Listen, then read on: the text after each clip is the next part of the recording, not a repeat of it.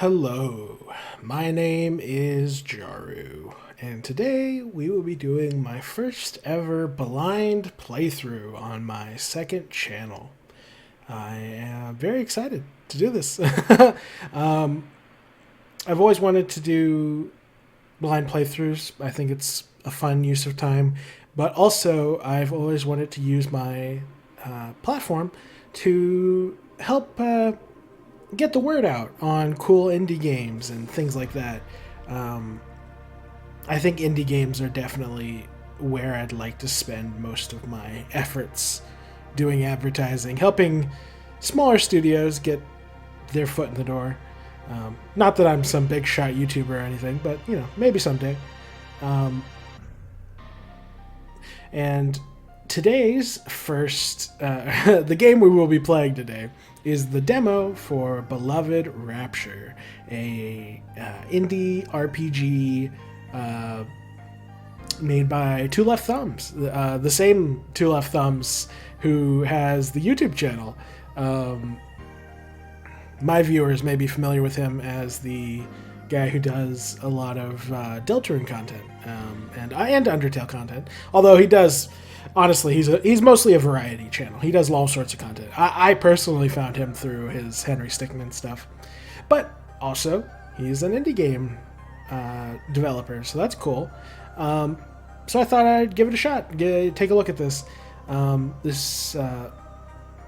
Full transparency, I have played through the initial, very brief tutorial section, just to make sure my recording software, work out all the bugs with the recording software. I've never done a blind playthrough before, so I wasn't entirely sure what I should be doing, and I had some technical difficulties as well. But I'm ready now. I think everything's sorted. So let's dive in. Let's take a look at Beloved Rapture. I know very little about this game. I know it's a cool pixel art style thing. We've got two characters with brown hair here on the front. Gotta remember that. I noticed that the logo looks pretty cool. The two R's, the two branches of the R, splitting out underneath the logo. I wonder if that has lore significance. Are two friends going to go their separate ways and become one good and one evil or something like that. Reading too much into it. Oh, and also, let me just say, not only does this art look gorgeous, but the music is quite cool as well. Very, very spooky, very atmospheric, very enticing. It makes me want to dive in and see what we're dealing with here. So yeah, let's do that very thing. Here goes the demo for Beloved Rapture.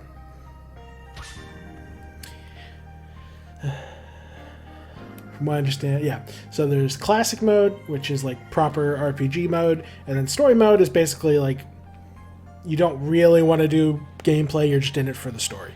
And so it kind of makes the gameplay autoplay itself, sort of. We will be doing classic mode. I'd like to experience the gameplay. Alright, let's take a look.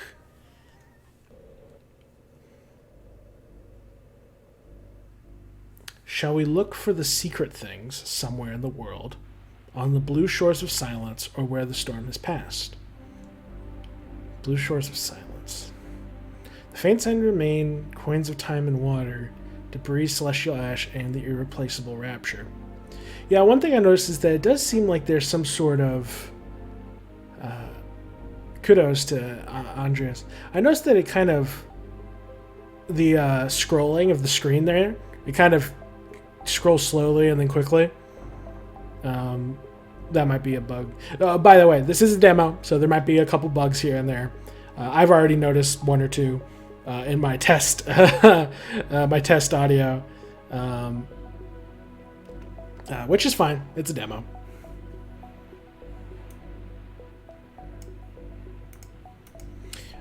Okay. He should be close now, hiding in the ruins. Aiden, do you have your nerve with you? So this is Alex, who I think is the father of this character, Aiden. I don't know if I can face it. Come to your senses, Aiden. Have you forgotten what must be done?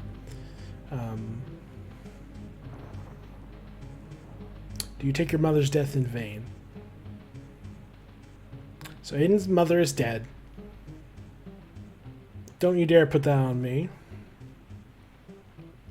He isn't responsible for what happened to Mom. That was your own cowardice.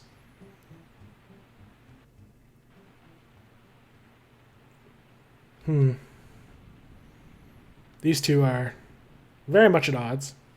My cowardice, that's so. Well then, do not repeat the mistakes I made, Aiden. And listen, I know you loved him once. But I must face Isolde alone. You are not strong enough to bring her down. Yeah, it's a little confusing, because they're clearly searching for some dude, but then he brings up a her called Isolde. I mean, this is clearly like a Final Fantasy X moment where it's like, throw you into the meat of the action, and then later we'll get context. We can end this bloodshed tonight. Dad. So Alex here is the dad of Aiden. Mother is dead. Aiden blames dad. And it's somehow the fault of Isolde and someone else. Make sure that he doesn't get out of your life. May Goddess Lucina watch over you, Aiden. You shall not fail. That was one thing that I kind of took notice of in the in my initial playthrough of the demo was, or not my initial playthrough of the demo. My initial playthrough of this like brief tutorial section was that it definitely seems like there is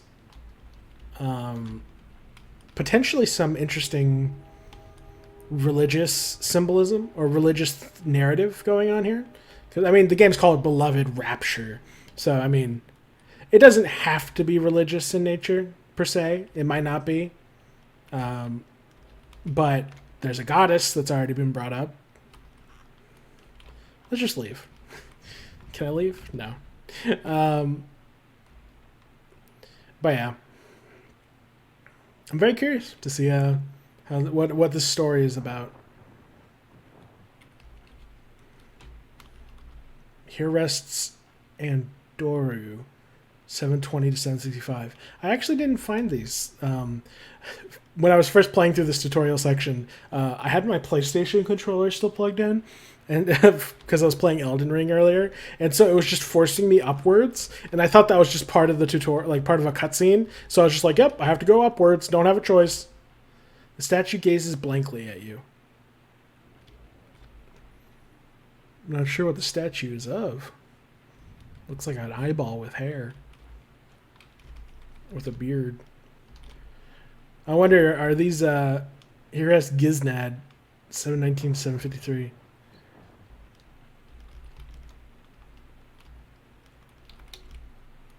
Huh.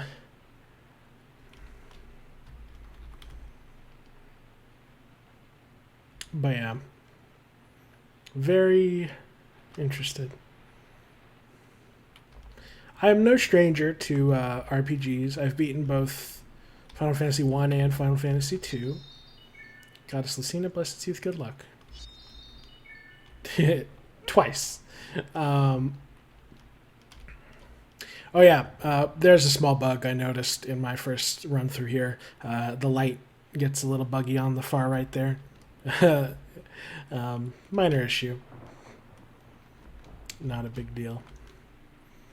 But yeah, I've played a couple, and this is definitely nostalgic. It reminds me of like playing Quest 64. Oh, there's a visual bug right there with the cape glitching into the rock. Aiden's cape there. Interesting. But yeah, I actually got really mixed up when I first played through the tutorial because I was like, who's who? I was mixing up all the characters. Johan.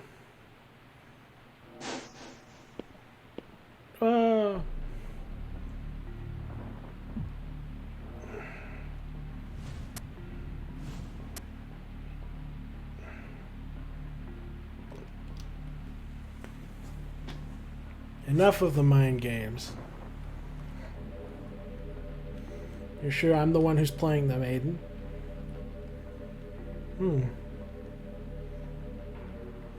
You've gone mad, haven't you?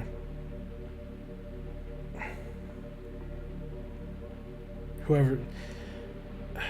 So is this Johann, or is this someone else? Because it's question mark. Why would you come back here?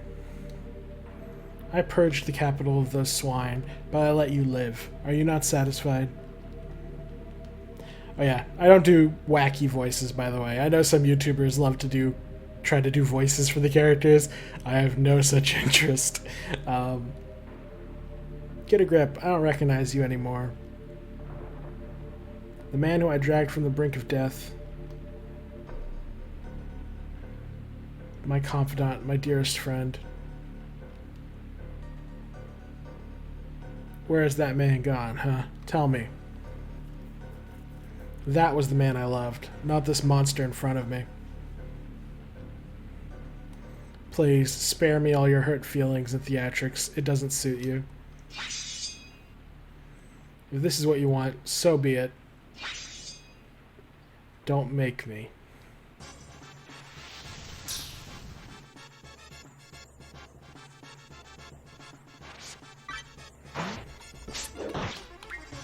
So this is like a time attack sort of thing where you have to, or like your speed determines how frequently you get to attack.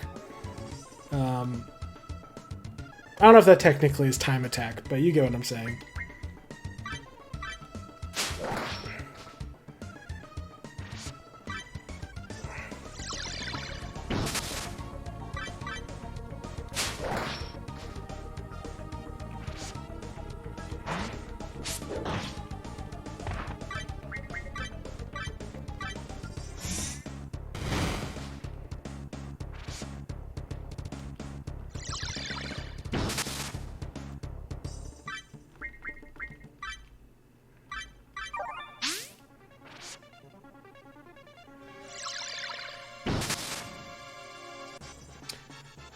That high potion did not.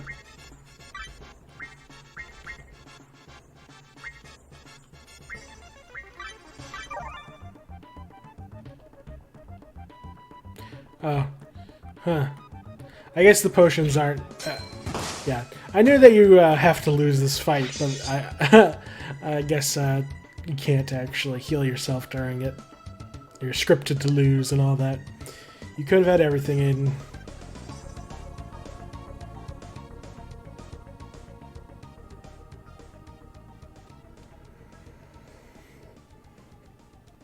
One year earlier.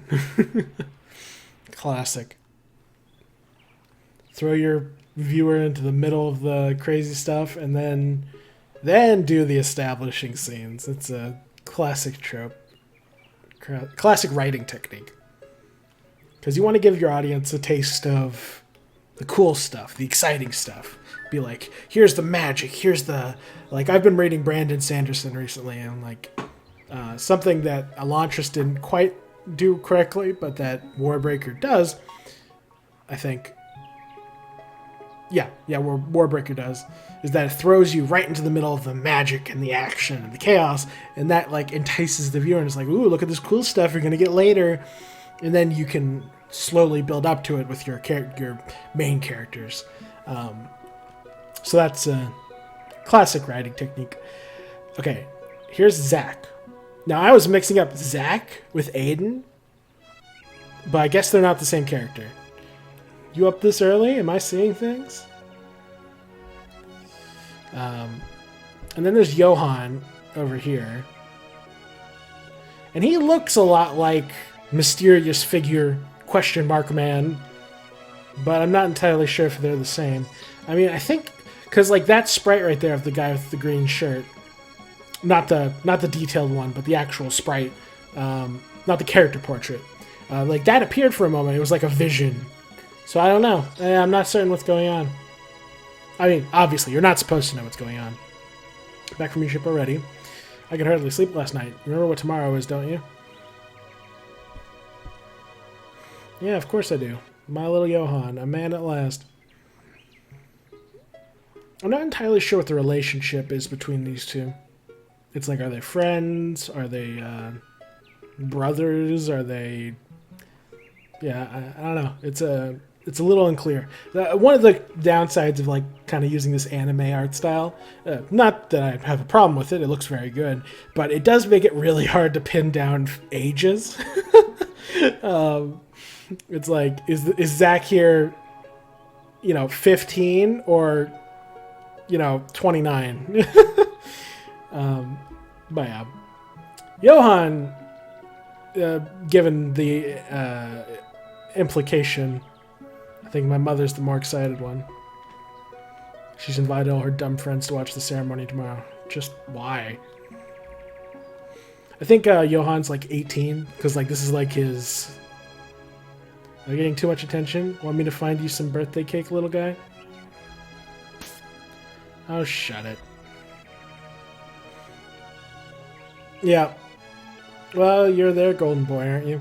So when I first watched this scene, I thought we were gonna play as Zack, because we kind of follow him onto screen. So I thought this was like a Sora Riku kind of thing, where like Zack here is the plucky, happy, nice one, and then Johan is like the darker, edgier, like rival character. But as you'll soon see, we actually play as Johan. So I'm not entirely sure what they might not be playing into the more standard tropes and archetypes. We shall see. Don't whine, revel in it, eat it up, that's what I'd do. If the village wants to dance around some silly ritual, then let them. I guess. Look, I've got to take care of something, but I'll be up at the spot afterward. Why don't you meet me there? There's something I want to tell you. Well, this is one thing. I don't know if our choices matter. I don't know if it's that kind of game, or if this is like one of those neither option has any importance. Like you're gonna end up at the spot regardless. But I mean, we can be nice, no problem. Sure, whatever you say, boss. Yeah, not entirely sure what their relations are. Got your birthday gift, by the way.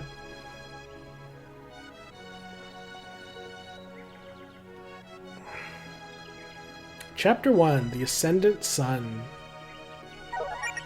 Use the shift key to toggle between walking and running. Huzzah. Oh wow, you really run. Not that I'm complaining. That's a cool view.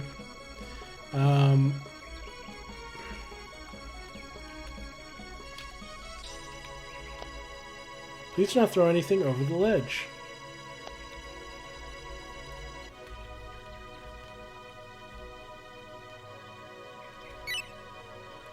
Inventory. Let's see. Got some potions.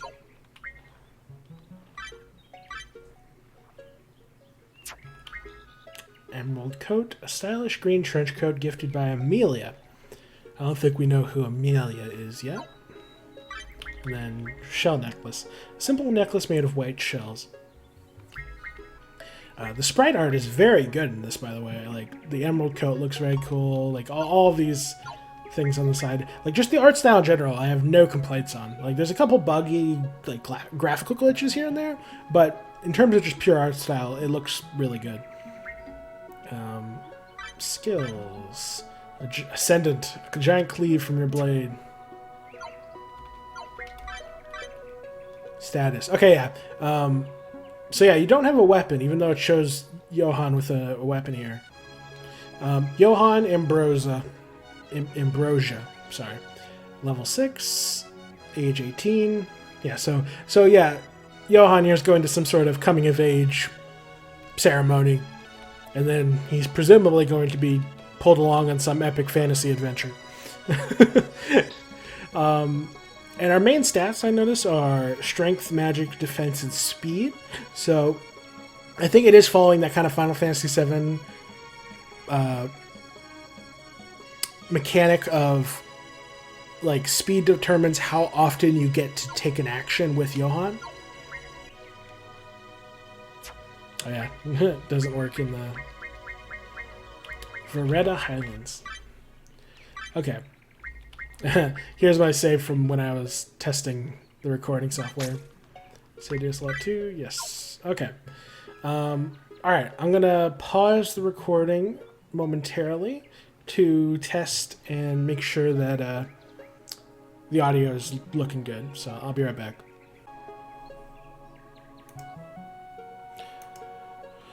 Okay, I am back. Everything looks good in the audio department. So let's take a look around.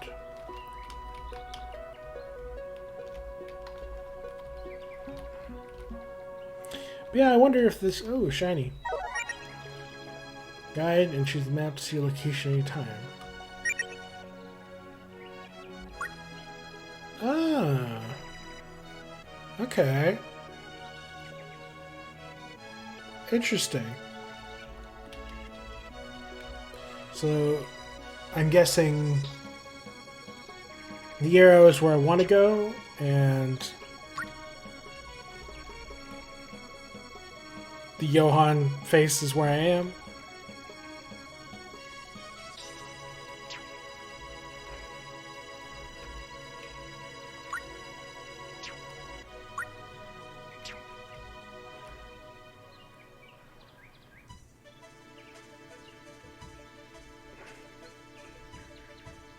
Lots of wildlife. That's kind of cool. Definitely does a good job of making this world feel alive and stuff. Let's see. Gotta make sure I don't miss anything.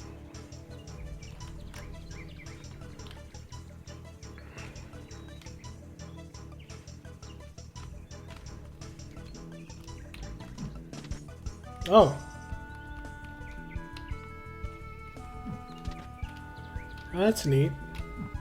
I guess it follows Pokemon rules, or it's like you can jump down some ledges.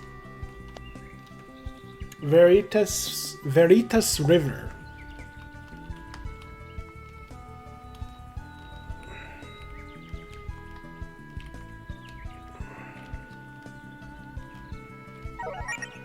Many items can be picked up in the field. Mushrooms, herbs, and other medicinal plants may just come in handy after a harsh battle.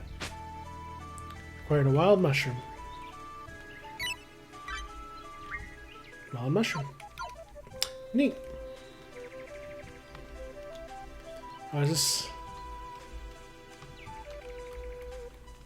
Huh. Stones can be pushed using confirm key. You've acquired 125 gold. Dang! Someone just had that lying around, huh? Video game logic, I suppose. The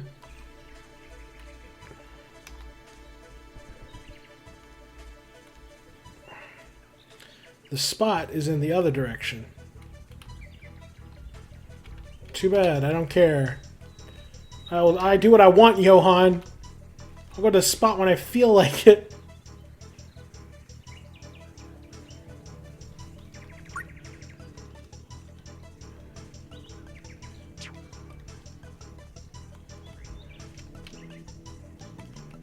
I warn you, game, I will keep going off track for as long as you let me. You acquired a potion. Yay!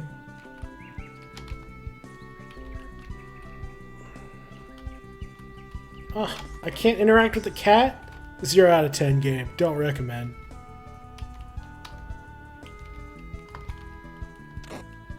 Whoa. I wonder whose house this is.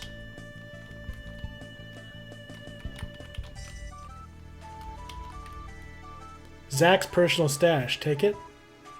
No. I am lawful good. Or at least neutral good. Fine. So this is Zach's house.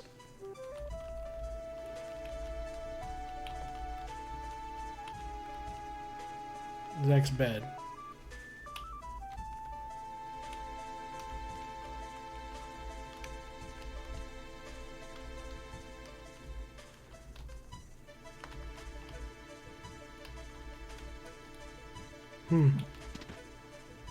Neat.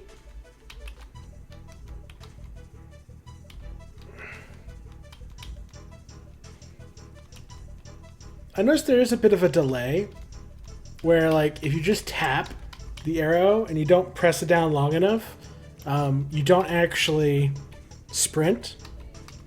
So, like, if I just tap, like, I'm not actually moving. That's slightly inconvenient. Another thing I'm sure can be fixed by the time of the full game. But important to point these things out in a demo.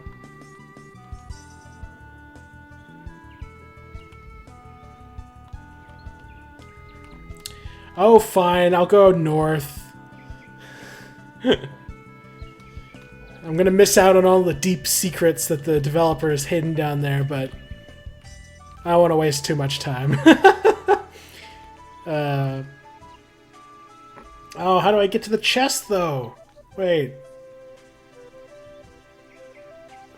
You have to go up there.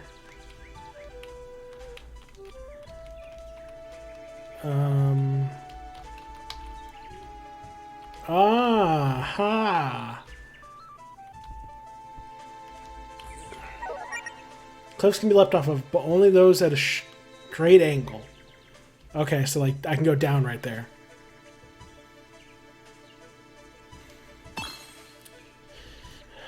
There was some RPG game that I played in my youth, and I don't think I owned it.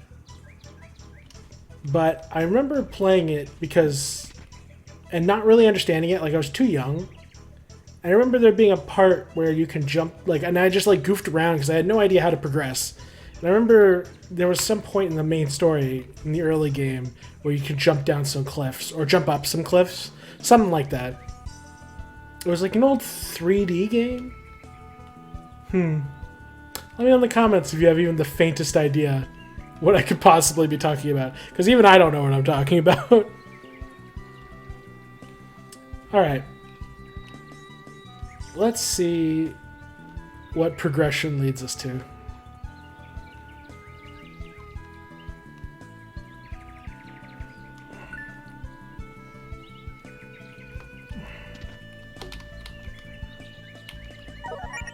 Golden coins are the currency of Beloved Rapture. Find them scattered across the many landscapes. Okay. Cool. A statue of Goddess Lucina. Her grace heals any mortal who touches the beloved stone. You recovered your HP and MP. You acquired a goddess tier.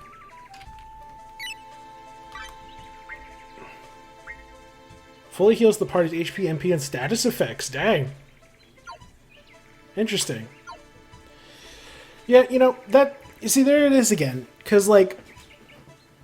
On the one hand... If this game came out 30 years ago, 20 years ago, I would not predict there to be anything particularly interesting in terms of story. Like, I'd expect there to be some Final Fantasy 1, Final Fantasy 2 kind of plot where it's like, and then there was the evil emperor who summoned the evil god, and then you had to kill him because he's bad. Like, Final Fantasy 2 specifically has, like, that whole plot device of, and then your friend became a bad guy, and then you had to fight your friend, but then you worked together with your friend to defeat the ultra bad guy. Like, so, like, I could totally, if this was an older game, I might expect them to do that, but this is a newer game, so I'm not entirely sure. I guess I just don't know what the developer's aiming to accomplish. Like, are they trying to tell an interesting story about religion? Like with the Beloved Rapture, I don't think I'm supposed to be able to stand right there, actually. Yeah, I think there's some collision missing here. Like, because, like, if this... The reason I bring it up is because if I'm supposed to be interpreting this through a religious lens, then this goddess statue literally magically healing me every time I touch it, I mean, kind of hard to be atheist whenever when your goddess statues literally heal you every time you touch them. So, I don't know. I guess I just don't know what to expect.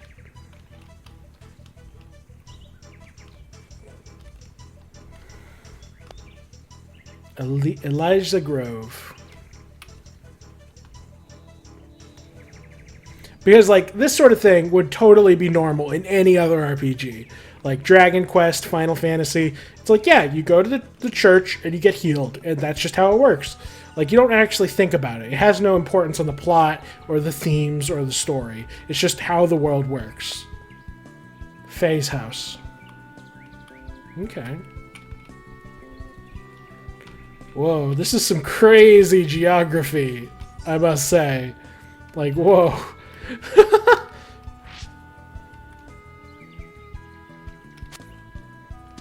Dang.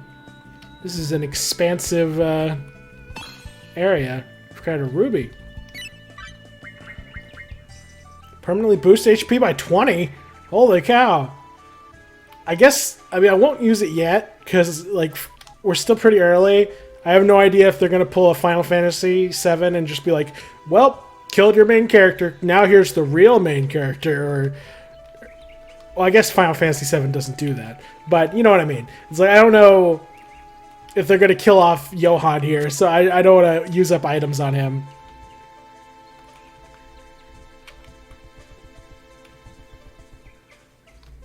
There's a different sound effect when you're on the wood versus when you're on the ground. That's a nice touch.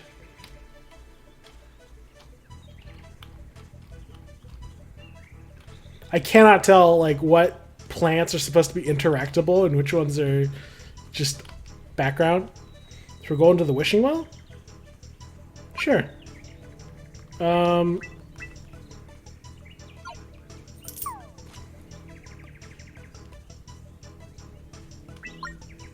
know, I pressed escape, and I think it just threw 20. I'm not entirely sure. I'm not sure how that works. Is there some sort of secret if you throw enough money in the wishing well? I don't know.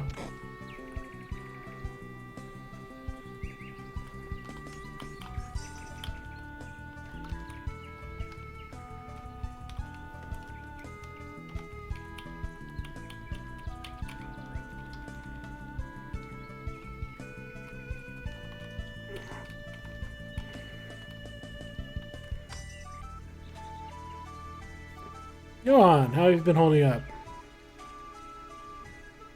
I've got a lot on my mind, but can't complain. Don't little Amelia worry you. These are your golden years, your youth. When I was your age, I worked on a farm not too far out. Did I ever tell you?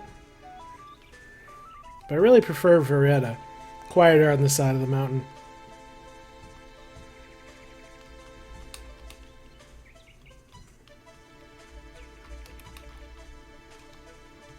I wonder if there's a way to fast skip through text that you've already read before. If that's a mechanic in the game, then I would definitely like to know about it. And if it's not a mechanic in the game, my character is standing on top of the flower there that's on the table. I don't think that's intended. And if it's not part of the game, then I would recommend adding it. It is a quality of life feature. So I think they said that, like, the map is in the guide, but the guide isn't actually part of the demo, so you have to just press on the number pad.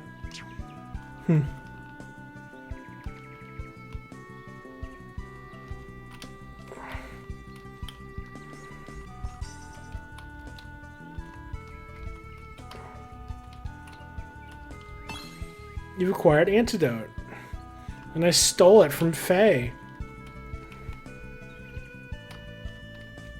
I wonder if there will be moral repercussions for my sin.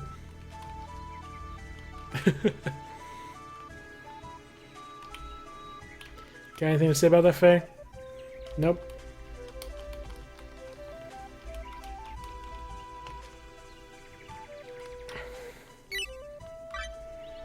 Ah.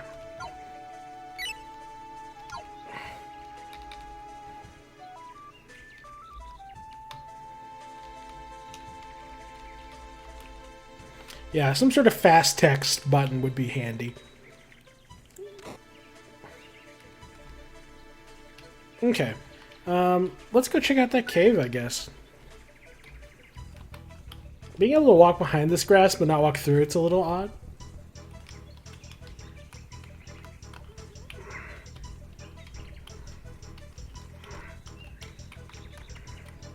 Oh, is this... Hey, lavender. Can I go down here? Maybe not. Restores MP.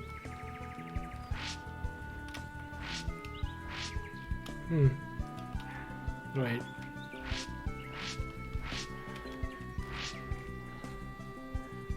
Huh. Hey! I got hops! I've acquired an ether on this chest someone left out in the middle of this pond. Very cool.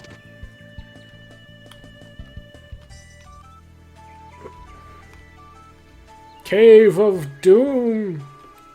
Music change? Nope. I was half expecting there to be cave music. You know, I was saying that I couldn't tell the difference between what's, like, you can pick up on the ground and what's you can't. Is that wood? Is this supposed to be wood right here? Huh. I'm not sure. A little odd. Was this... Is this place, like, artificial, or was there, like, a mine here at some point? I don't know. Yeah, I don't know. Maybe it's a little hard to tell, like, what kind of flowers are background flowers and which ones are items. Okay. Man, I'm overflowing with mushrooms. What was that, life tonic?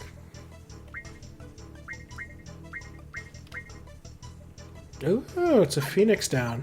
Nice. Very cool.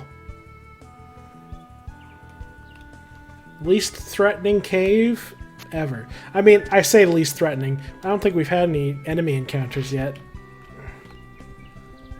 Aside from the tutorial.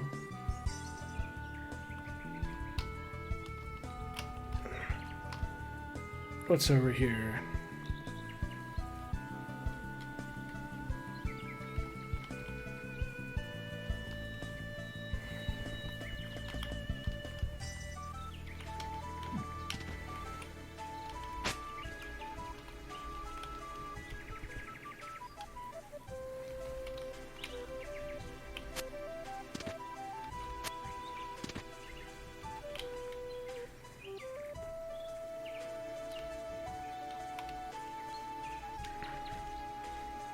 It's certainly an aesthetically pleasing game.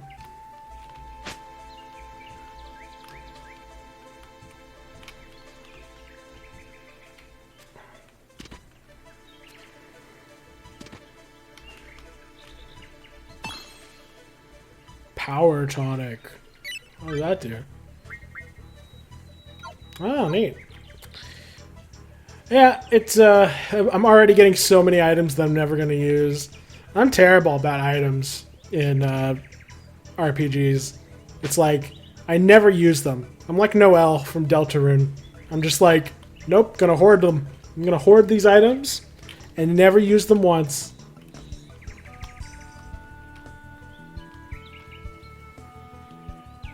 I shouldn't wander too far from home. Interesting.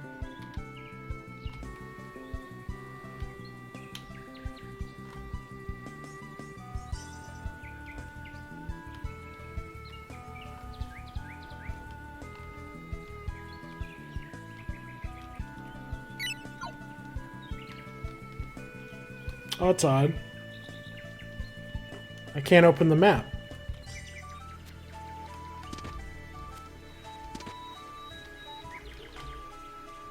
Is it because I'm on the screen? Like, can you not open the map on the screen?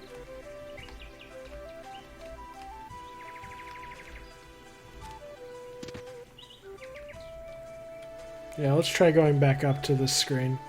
See if I can...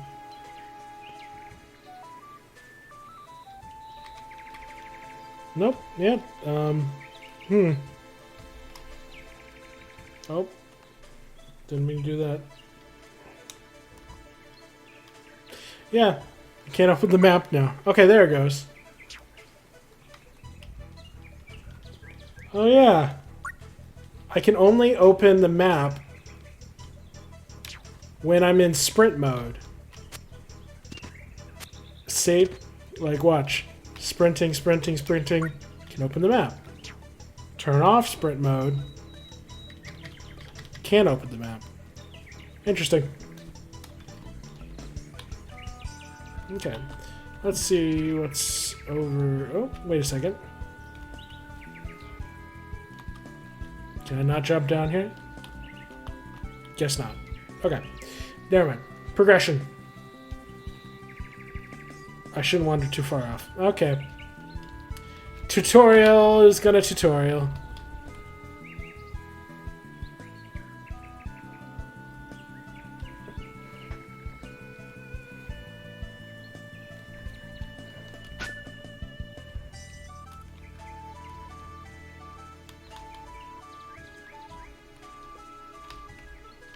I've been up there, right? Whatever that is.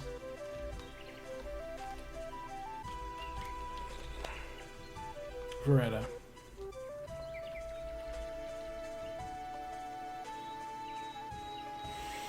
Ooh, it's like one of those Shinto shrines from Japan. Hmm.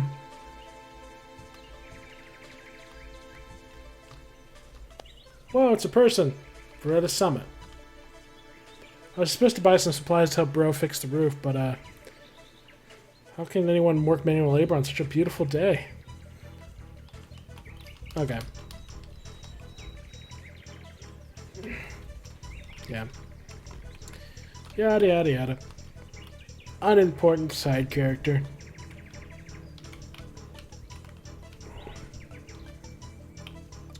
This is definitely an expansive map. The tavern is closed. Try back later. No! I noticed there's a key up there on the cliff.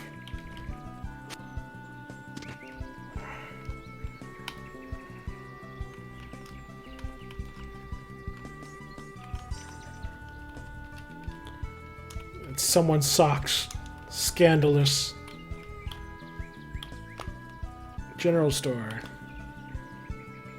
Johan, is it true? You're leaving the village? Oh, this is the first I've heard of it.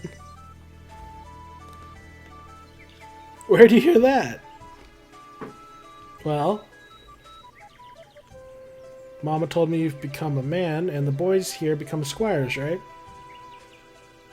Don't blame her. She likes to tell stories. Johan, is it true you're... Yeah, okay. Squires. I assume by that he means like a young knight or like...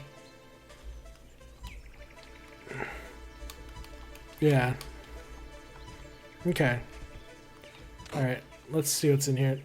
And I totally just phased through Phil or whatever his name was.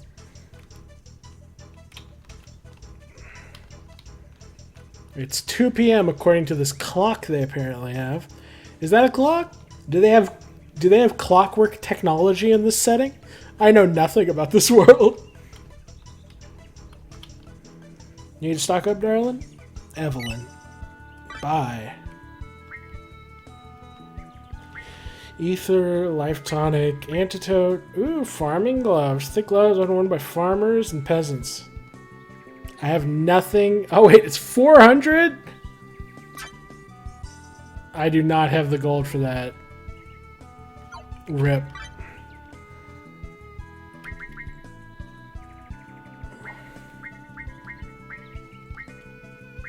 Unlucky. I cannot even afford...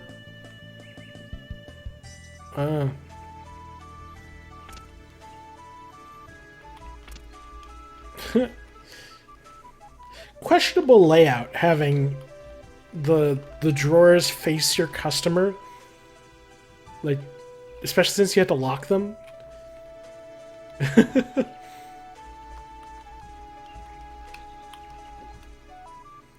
What kind of world are we living in? The market has been sold out for days. What are you looking for? What's causing the shortage? Who cares? What are you looking for?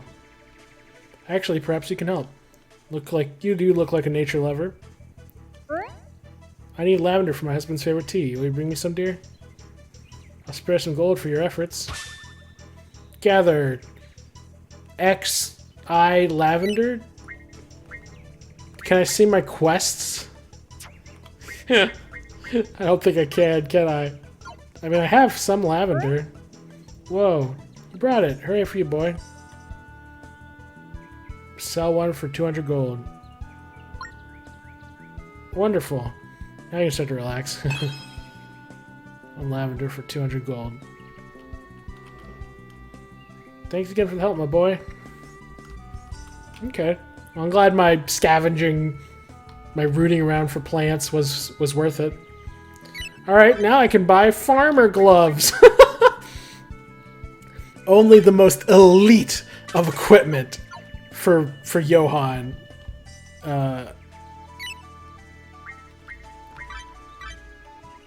Alright. Da-da-da. Look at that. All my stats go up. Even my magic. These are magic farming gloves. I guess this isn't one of those games where your sprite changes, huh? Hey, on! Don't cause a ruckus to my store. Oh. Ha! That's enough. Should've taught you better. Dag, she kicked me out. Can I go back in?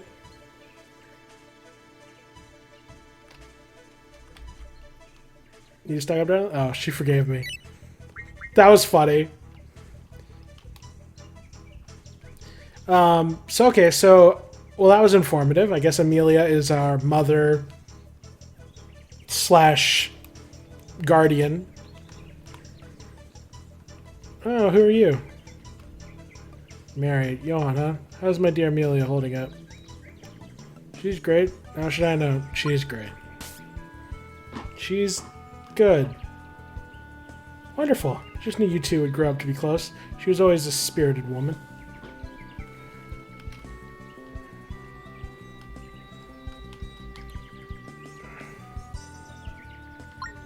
Okay, yeah. Interesting. Johan doesn't like talking about what's her face. Is this Phil? Oh, it is.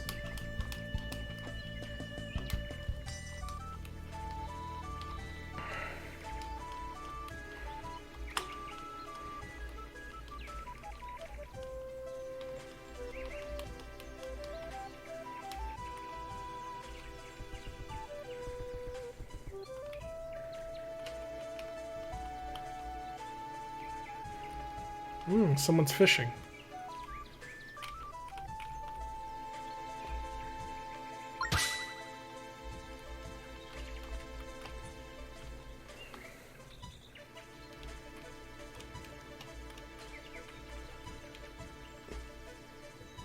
Wowzer, you can see the dragons from all the way up here. Down in the valley, look.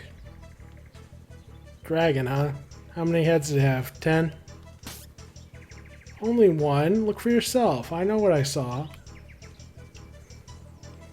I don't see any dragons. I don't think you believe me. Poor kid.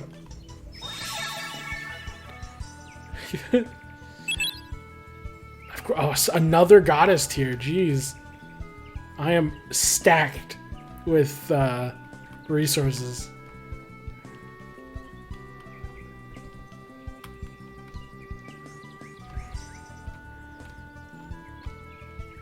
Let's see. Yeah, so the spot is farther up the hill. Or... Oh, no, wait, this is the spot. I stumbled into it. Hey, Zach. Ooh, new music. Took your time getting here, huh? Were you soaking up all the birthday wishes? I was kind of meandering, wouldn't you? Fair. So, you're man enough to face the trial now, huh? How's it feel? Your mom must be proud. Okay, so is the trial going to be like our first like beginner dungeon or something? Pretty soon they'll have you standing guard or working the farms like a dog. Makes me sick. What's gotten into you? Come on. I know you aren't fantasizing about lazing around here another summer.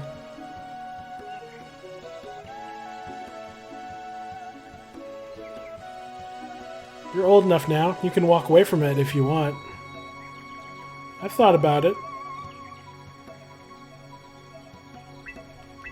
I don't know enough about Johann to know if he's happy here.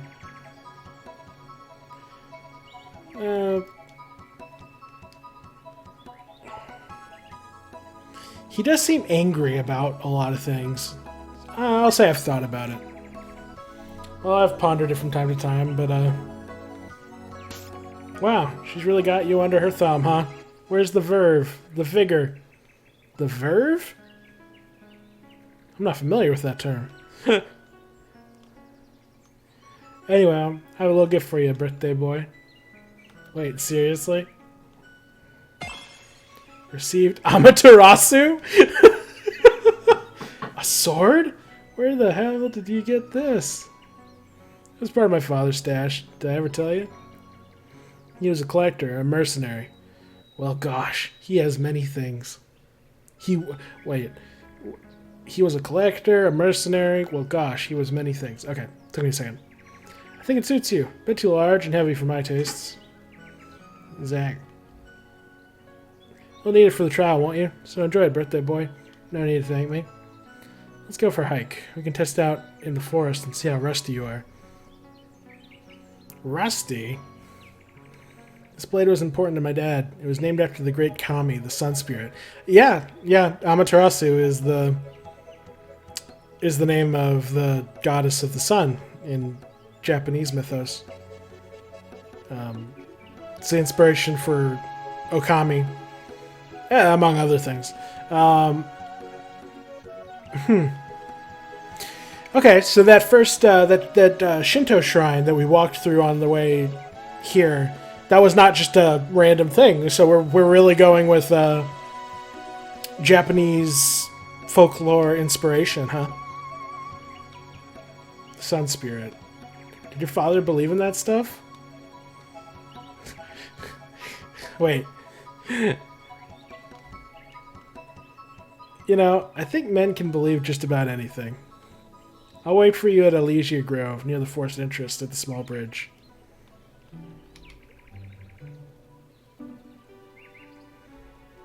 Huh. Okay.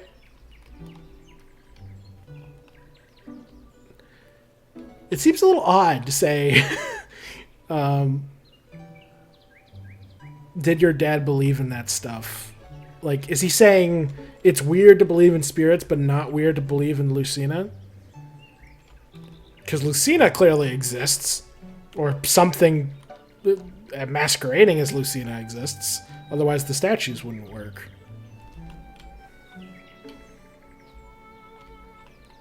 Unless there's going to be some explanation for why those statues don't function through magic. I don't know. I'm very curious about the theological implications.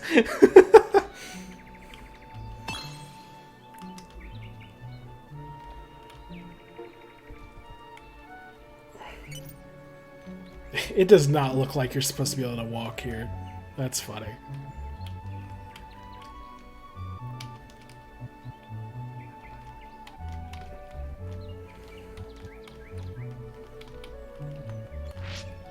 Oh, wow.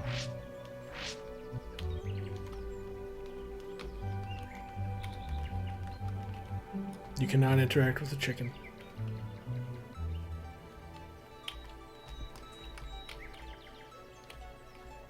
Wasn't there someone fishing here? Or was that over on the other house? Are y'all looking at something else? See? Didn't I tell you? The creature's out there in the valley. I can't see it. No way. See? Didn't I tell you? Creatures out there in the valley. You liar. Oh, that's what he said. Oh no, by triggering the scene, did I make the fisherman change location? Wait, do they all have new dialogue now? What happens if I talk to this lady? Oh, no, same dialogue. How should I know? She's fine. We don't talk much these days. Oh, sweetheart, it's a tough age, isn't it? My son felt angsty before he joined the guild. She told you I was joining? Interesting.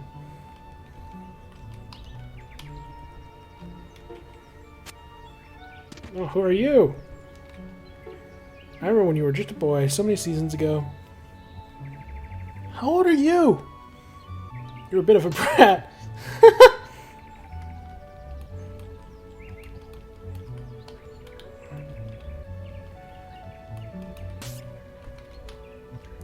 I wonder what happened to the Fisher guy. I mixed up everything by talking to Zach. I think that's his name, right? The door's locked. The silver key seems to fit this lock. Haha! Use it! Breaking and entering the life of a hero.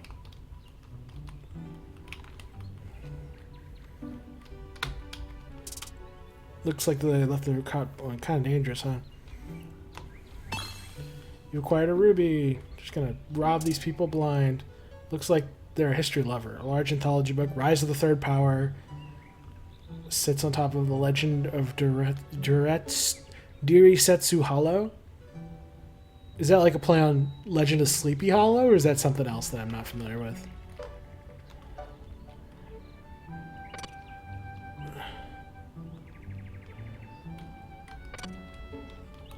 Oh.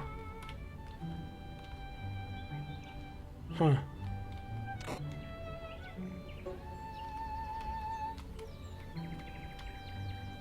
Is that the guy who was fishing earlier? Is he just eternally not available for me to talk to? Is that the running theme here? Oh no. So you can go up, down from that way, but you can't go the other way. Side note, I don't know if it's enough of an issue to warrant like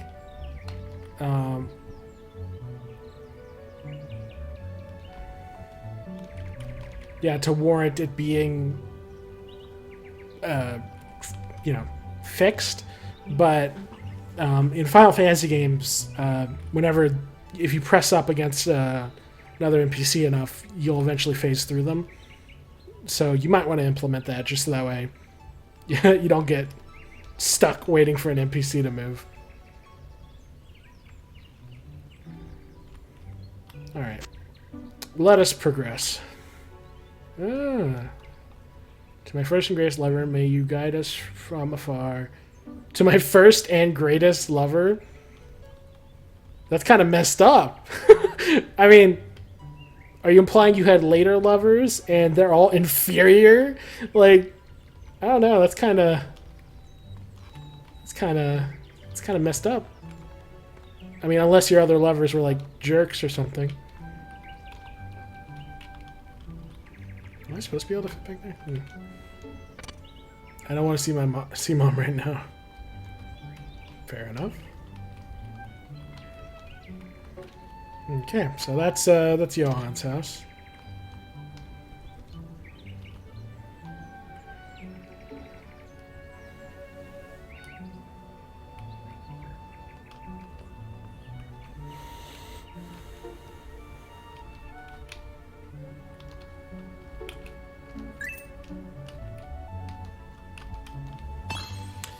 This music is very pleasant.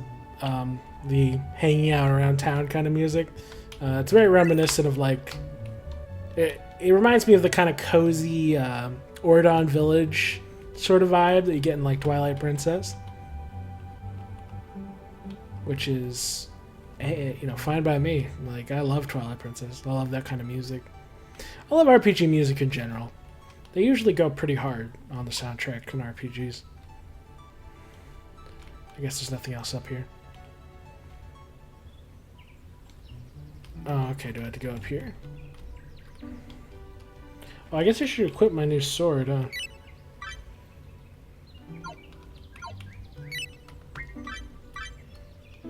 Oh, I auto-equipped it. Amaterasu, an old sword alleged to have mythic origins. Interesting.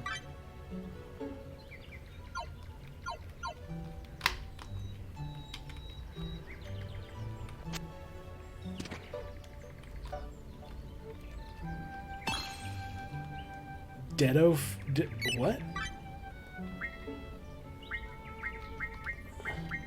Detoxifier. Cures any status effect excluding KO. Okay. Cool, yeah.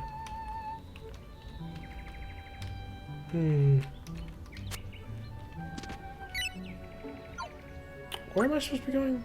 Oh, I'm supposed to go back down the mountainside.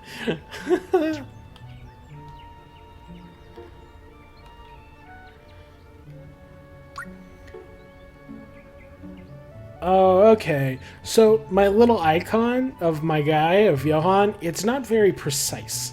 Like I'm in the village, which is correct. I am at the village, but I'm actually all the way at the top already. Because like here's the waterfall and here's my house on the top right. Okay, I was a little confused by that. And then like this is the cave, and then yeah. Okay, so like this is the top. No, okay. I thought I had farther left to go because I misunderstood the map. Okay, let's just continue progressing.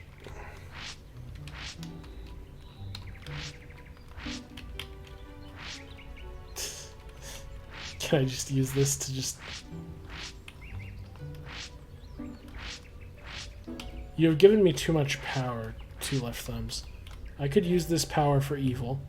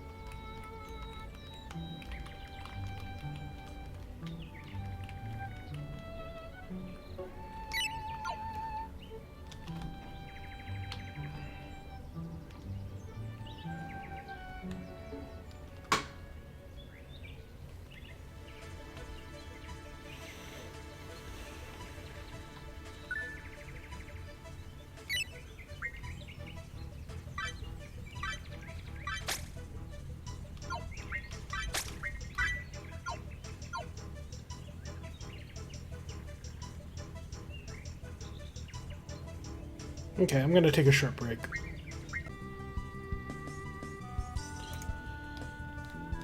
Alright, took a short break. Let us continue the playthrough. Where were we going? To the east. That's not east, that's west. What am I saying? Alrighty.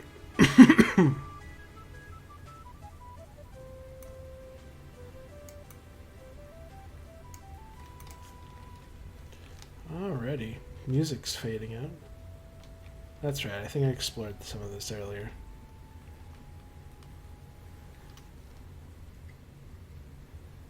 Hey, I wasn't sure you'd come. What's that supposed to mean? Well, I know how flaky you are. But look, I forgot to tell you, Johann. Amaterasu is no ordinary sword. It's infused with ethereal, or ethereal, probably, like all weapons of the kami. Your own energy blends with the sword. The more you use it, the more powerful it becomes. The great masters of the past use these weapons to serve the king. Okay, so there's some sort of... The swords bond with you and are like... So whatever ethereal is is some sort of spiritual, magical substance that you can bond with. And by bonding with it in the form of a weapon, you can, as you grow, so does the weapon. Interesting. I wonder if we'll find out where Ethereal comes from.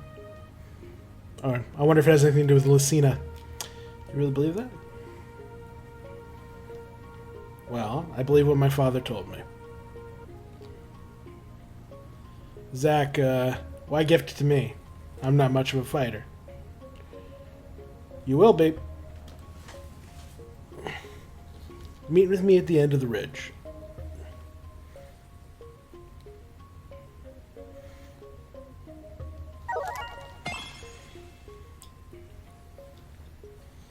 Ooh. All ethereal weapons have special uses. Use attack to recover a small bit of HP. Use defend to recover a small bit of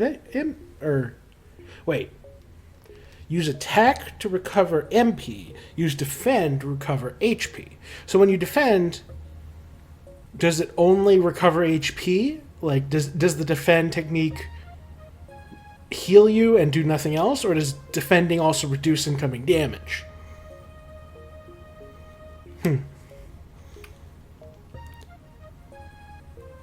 Oh, okay. Okay, so you can't just use a... Okay, yeah, so you can't just use it as a free heal. Man. Amaterasu holds lightning magic, but can absorb other elements and properties. Interesting.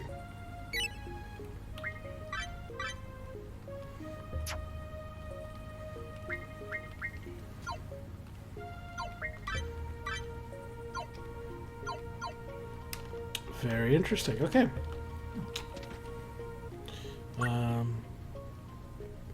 Oh, wait. Am I supposed to go back to town?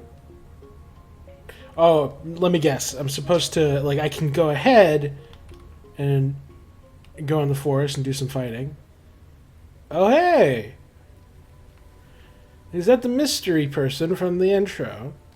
Okay, so mystery person is not Johan.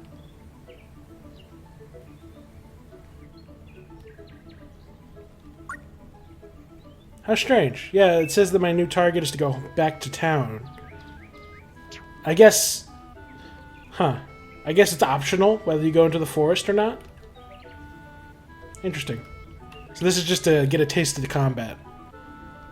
Wildlife unregulated beyond this point. So wildlife is regulated? Who does the regulating, I wonder? Are there special people like huntsmen or park rangers or soldiers who keep the animals from infringing on the town? Hey, hidden money. That's fun. There's a snake. Does it attack me if it sees me? It does not appear to do so. Okay, so it's just if you touch it. Okay.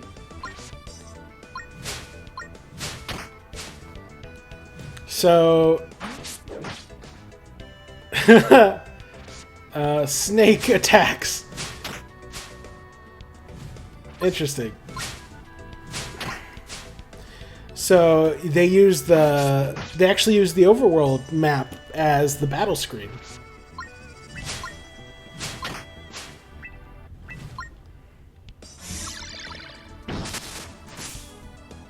Nice.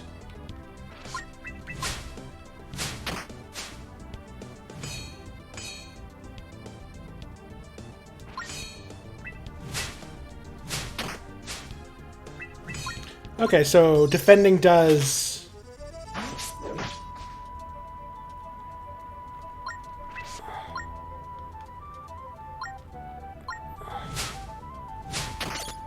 So defending does seem to reduce incoming damage. Nice. Whoa! That was crazy amounts of damage. Holy cow. So I guess... So, oh, okay, so Relica has its own bar. So Relica is sort of our... Like, it's the limit break of this game. Ooh. Crafting material. Oh, I thought I was immediately getting attacked by a snake again. That's funny. Do I stay poisoned in the overworld? I noticed I got poisoned in the battle.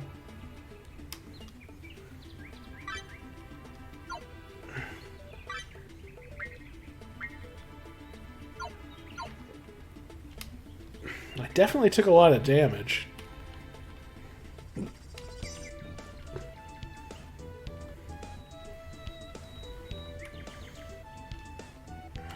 I'm wondering if I should go back and look for, well, that's handy. I wonder if I should go back and look for a goddess statue to heal up, since I took so much damage and I'm such a miser for these potions. These are some dangerous freaking snakes, man.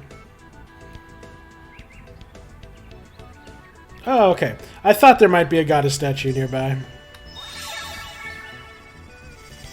Do I get another Tear of the Goddess? Yeah, okay. I assume that you just get one of those per new statue you find. Interesting. Okay. Let's at least try and clear the screen of enemies. I was playing Elden Ring earlier, and anytime I discover a new territory or a new area, I have to clear it out at least once, even if the enemies respawn.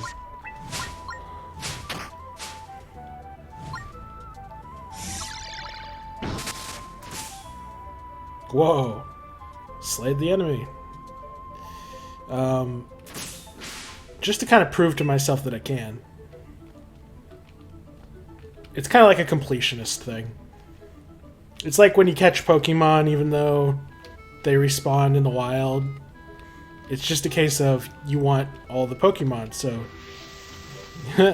it's a completionist instinct.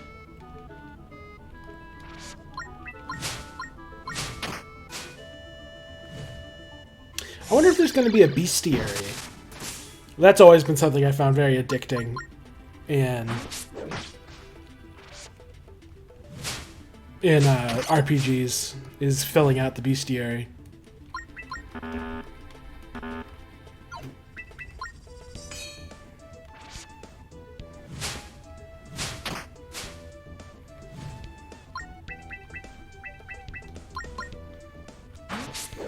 So does Relica not get filled by magic?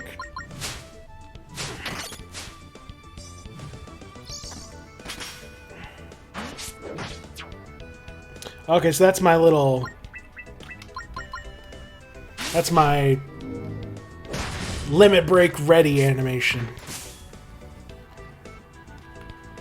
Okay.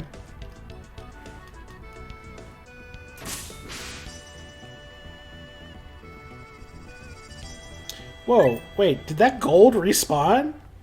So you can literally grind for gold that way too, huh? Here.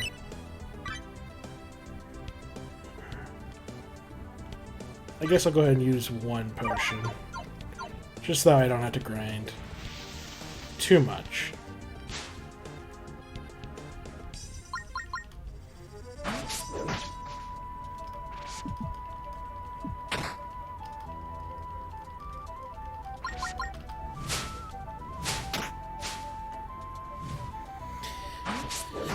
I'm still not certain if it's like time attack style where you're rewarded for attacking, like putting in your attack inputs quickly.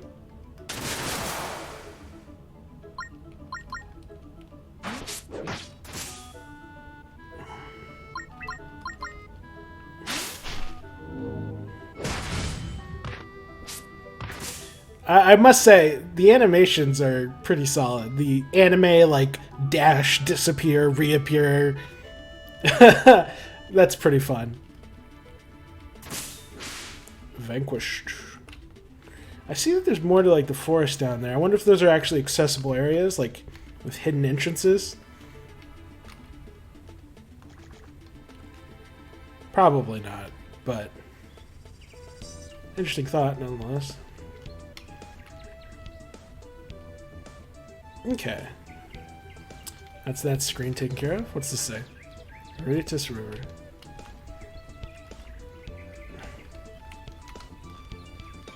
Oh, wait. Oh. Did I misunderstand how these statues work? I thought they were auto heals. I thought you could just always come back to these for healing. Are these one-time use? Oh, that's crazy. Okay, I had no idea.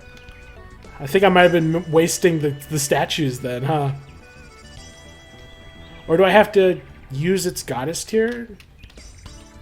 I could have sworn I used the statue twice. Huh. It's this guy. Or, I don't know if this is the same fishing guy. Might be a different person fishing. Wow, looks like you found my perfect little fishing spot.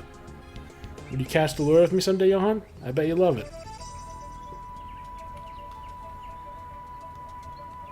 Wow. Oh. Okay.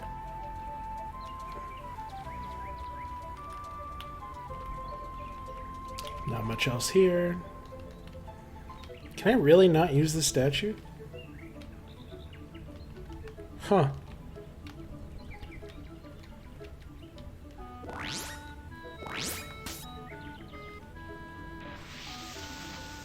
Okay, so some fights are scripted.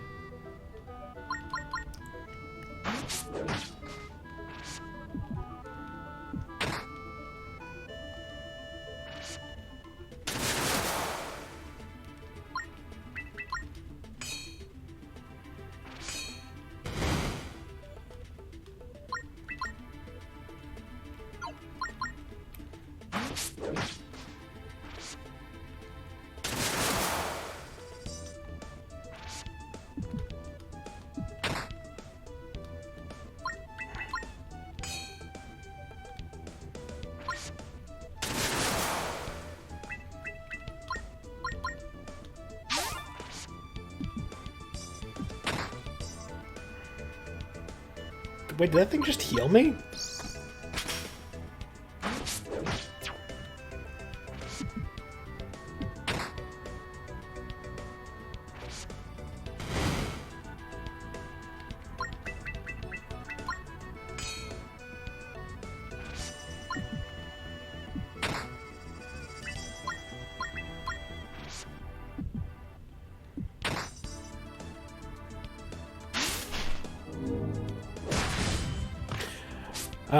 I should probably be talking more, huh? This is a tough fight. I am very close to losing.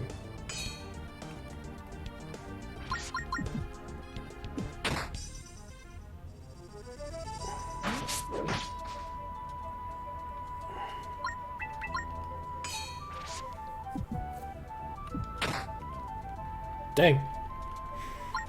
This game is not, it's not child's play. This is certainly harder than some other early level RPGs that I've played. No, I really can't heal. Dang.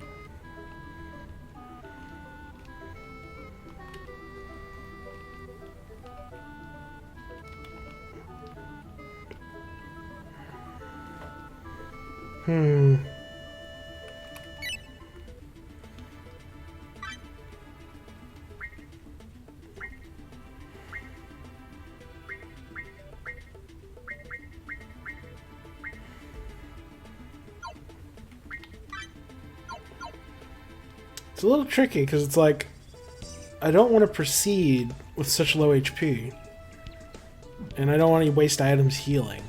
So I kind of want to. I wish this would. I keep halfway expecting this to work suddenly. Yeah. Okay, I'm gonna run back to town real quick.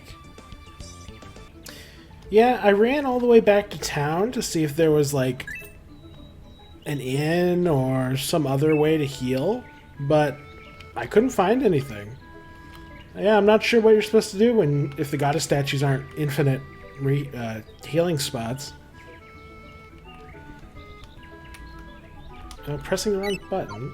Maybe it's because I'm in shift. If I turn off sprint, can I? Nope.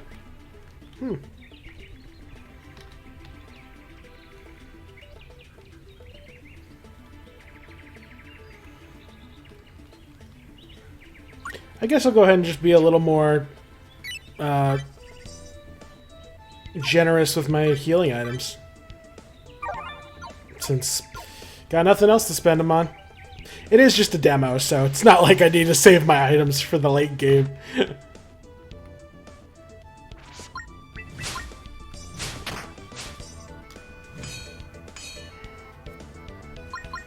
I wonder if you're supposed to, like... Maybe you're supposed to heal using combat. Like, clever use of combat is how you... Like, using the defend mechanic. Like, because you do heal a lot. Like, I'm already higher health now than I was at the start of this fight.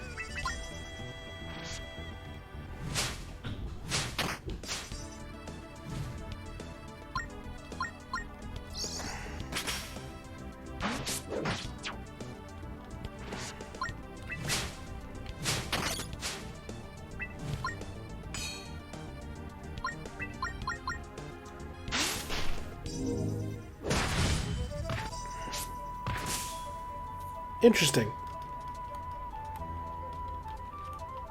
I wonder if you have to defeat a certain number of enemies before the healing statues recharge.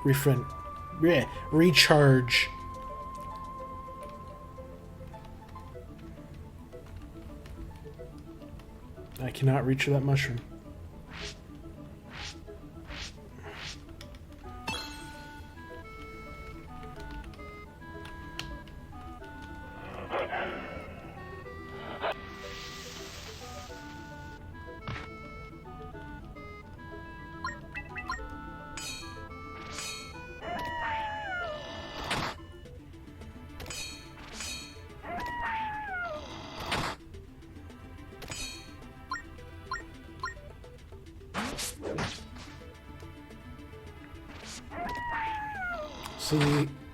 Okay, so the alpha is...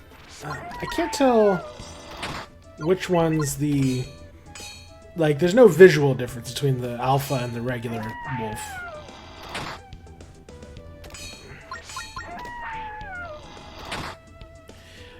I don't know if I'm missing it, but it would be handy if I could tell which enemy I'm hovering over. Like, whenever I'm choosing which enemy to attack. Because right now, whenever I'm like hovering over like this enemy, I don't see its name. So if I could see the name of the enemy, like either on screen or in the command menu, that'd be a nice quality of life improvement.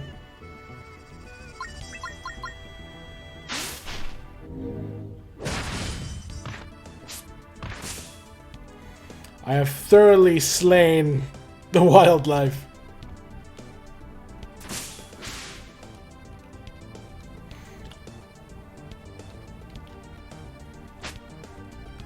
Man, I'm overflowing. Oh my god. I took the bear's lavender and he's angry at me. Man, that bear looks bloody. Like, it looks terrifying.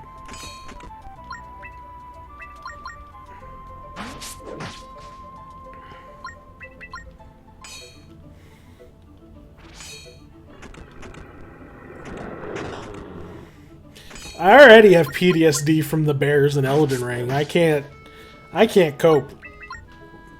Yeah, it definitely seems like getting your inputs off quickly is important in this game. Because if you're too slow, you won't get off that defend, you won't get the heal, you won't get to reduce the incoming damage. And that seems like it can mean the difference between life and death.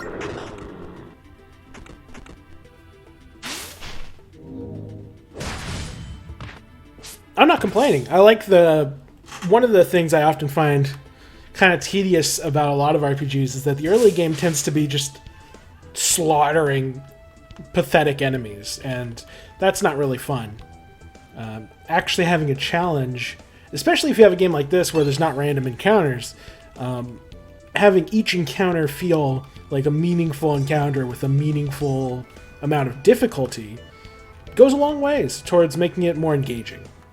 Because like one of the things I saw advertised for this was that you don't have to grind, and that's fine. Like that's not necessarily a bad, like a good, like I can appreciate cutting out the grind, but that doesn't necessarily mean you want to cut out the combat entirely. Like It's just whenever the combat becomes too much, you know, too tedious, too repetitive, that's when you have problems. Okay, there's another statue. Proceed with caution near the cliffside. I guess I could click on it for healing. Code HP and MP. And I got a goddess tier. I don't know. Like, on the one hand, if they're one-use statues, then I can see why you might want to use them sparingly. But you get goddess tiers from interacting with them, which are useful in combat. So, what did this say? Proceed with caution near the cliffside.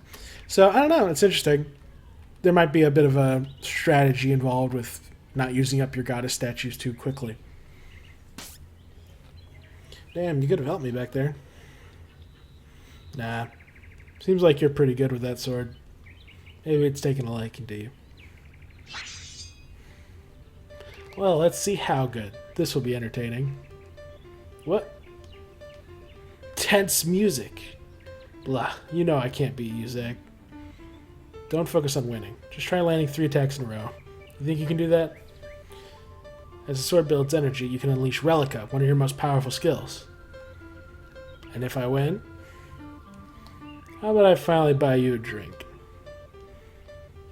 If you could show me how to heal in town, that will be reward enough.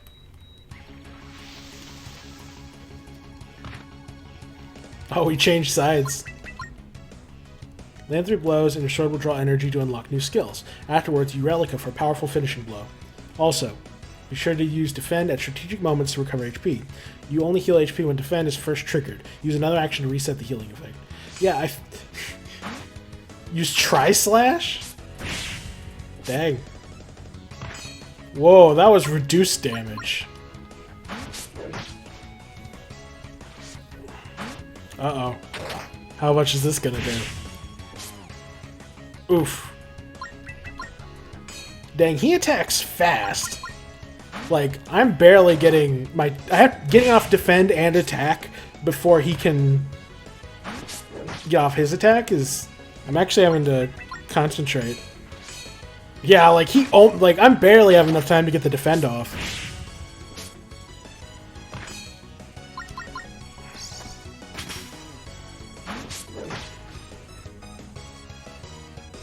Now, Johan, use your Relica ability. Oh no, I did not get off the defend. Now, Johan, use your Relica ability. Listen, I'll use my Relica ability when I want to. And then I kill him. Then he dies. That would be quite the crazy... Oof. That'd be quite the crazy start to the game if during the tutorial we accidentally kill our best friend.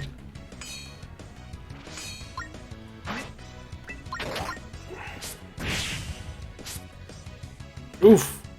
That did even more damage. That did like twice as much damage as it did at the start of the match.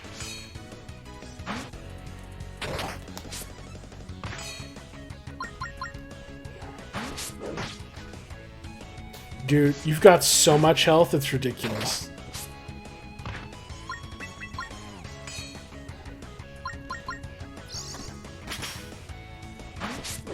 I wonder, does my defend get deactivated?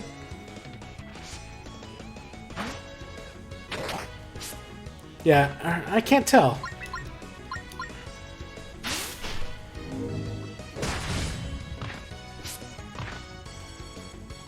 Nice job. This guy kind of looks like an Attack on Titan character with the brown jacket. Because obviously the only people who've ever worn a brown jacket are Attack on Titan characters. How the hell did I do that? You've come a long way since the old days. I'm proud of you. Should I be thanking you? I wanted to tell you, Johan. I don't know how to say this. What is it? I've decided to leave the village. Oh, come on. You've said that for years. No, I mean it. I've decided on Alexandria. There's more work for me there. And what type of work is that? I'll join the guard, a guild, or anything. I've been ready for a long time. What do you think is the alternative? Rotting away in this little farming town? Every breath here feels like wasted air. Dang, you know, when Zach was first introduced, I was like, I think he's going to be the Sora of the game. And suddenly, I think I just have 2 Rikus. I think neither of these people are happy being here. Perhaps I'll even find my father there. I waited so long, Johan, so that you might come with me. Will you join me? I can't. You know I can't. Nonsense. You're too good for this place. What's the problem exactly? This could change your life, you know. For the better. Do you think you're better off out there with all the wars? Is that what you want? Wars? You've been fed lies.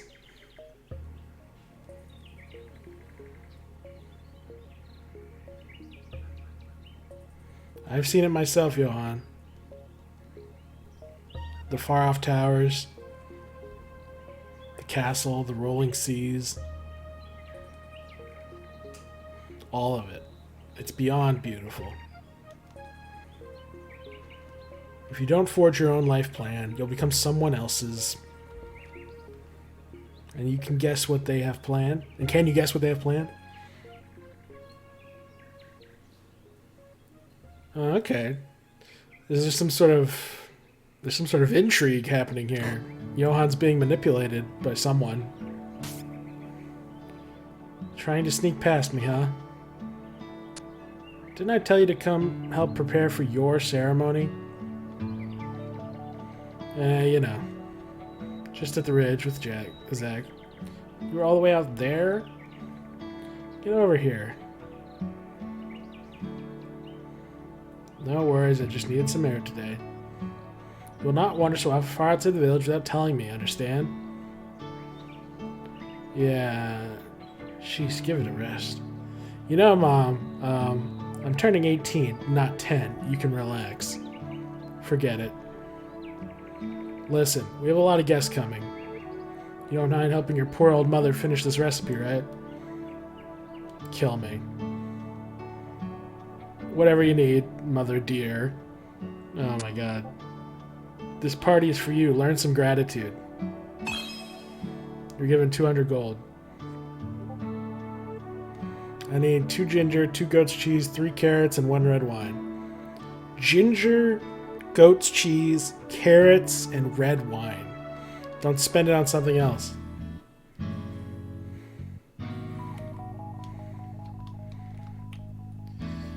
Huh. You know, it's interesting. In most RPGs, you know, the protagonists either don't have parents, or their parents are dead, or the parents are nice. Or their parents are like the supervillain of the story. It's not very often that your parents are alive and well, they're just awful. They're just unpleasant.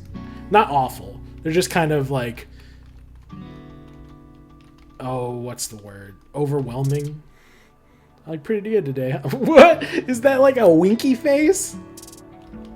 Dang. Self-confident, aren't you, Johan? My personal gold stash.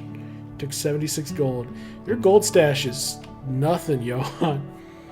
I guess, it's still 2 p.m. I guess you didn't have a sword until now, so you couldn't exactly go. My mom's gold stash. No. I'd feel bad. Can't interact with that. Okay. So can I... Wait. Let me just save. Just in case, like, if I rest here while I, like, get the bad ending. Or will it just heal me?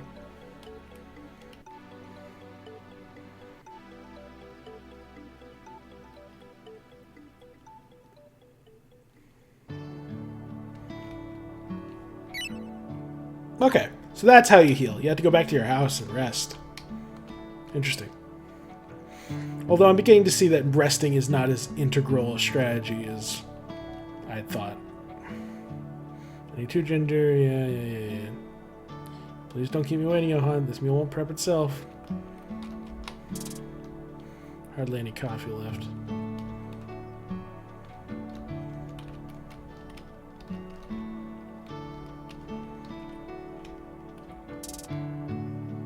Mom's fresh roses, her favorite. But yeah. Let's see. I guess I need to go to the general store. Can I interact with this now? So it does definitely seem like these are one-use statues. Like you use them, you heal, you're done. Okay. That's a bit different. That's a bit different than your usual RPGs. I mean, somewhat different. In some RPGs, like you'll stumble across like healing pools that are like one-time use. So it's not completely unheard of.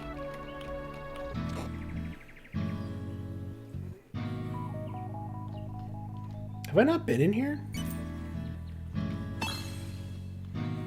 Oh. I thought I've been in all the houses.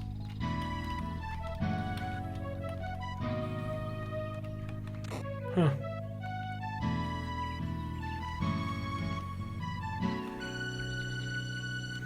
Will you play our game?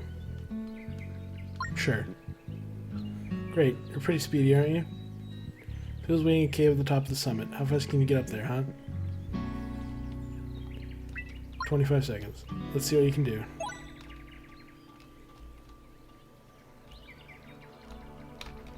Wait. I've made a terrible mistake. I clearly have no idea how to get there.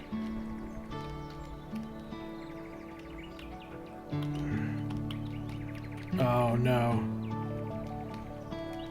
Oh no. This is a nightmare. There's built-in speedrunning and I'm terrible at it. Oh my god. How the heck do I even get up there?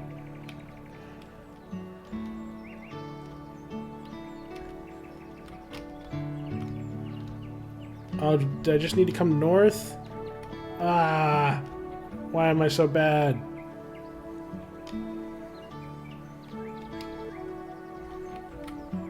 You were too slow. Better luck next time. Yeah, I know I was too slow. I had no idea what I was doing. Okay. Now that I know where to go, I bet I can get there in 15 seconds. But we'll do 25 seconds first and then do 15.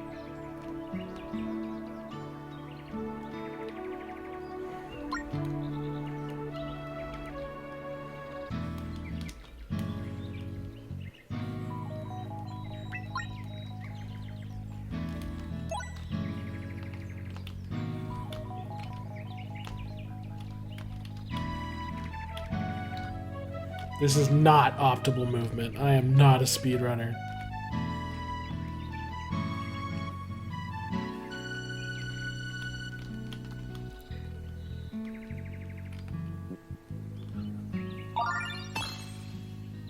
Unicorn horn? Where did he get that?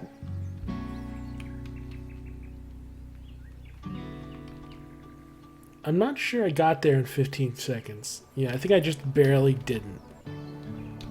So if I do want to get up there in 15 seconds, I have to be much more optimal on my movement.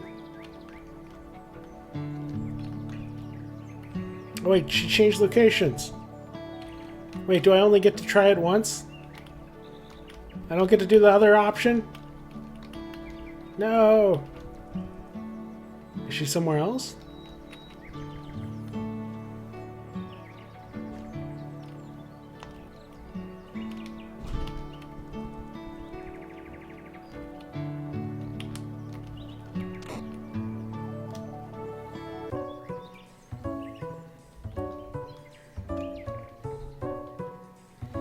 Oh, it's Faye. Jules always grinds the coffee beans from scratch, just for me. And unlocks the most fragrant aromas, you know. Hey, didn't know you were old enough to be in here. Leon. Oh, me? I'm off duty now. Okay, so there is a guard. Moved over here because that bard's a bit squawky. Not like the siren gals in the taverns back home. So, old Becca, she's the best there was. I bet that's a character we'll meet later on. Around medicinal teas too. There's no need for expensive potions, I say.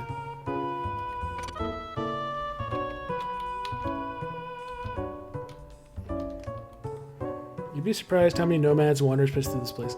Is this the same person from the item shop, or is this someone else?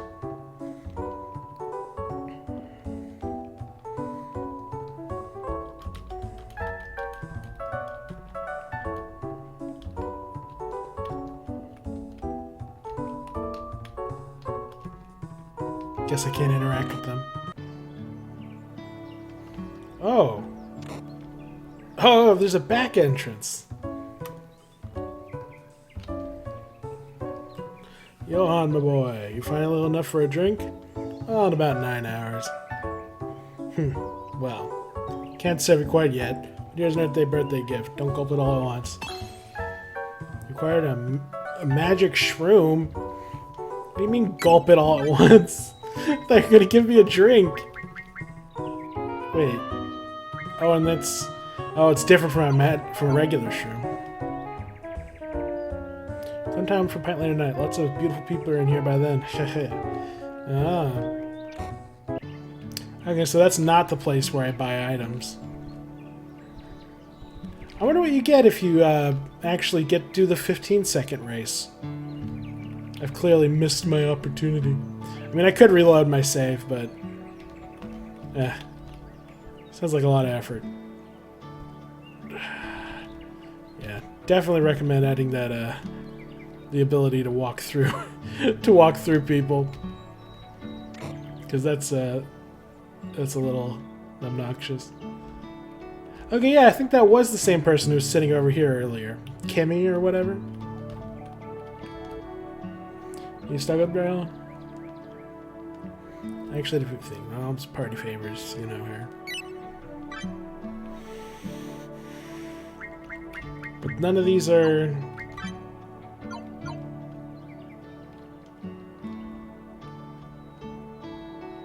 I'm confused. I should go back and tell Mom. Oh, okay.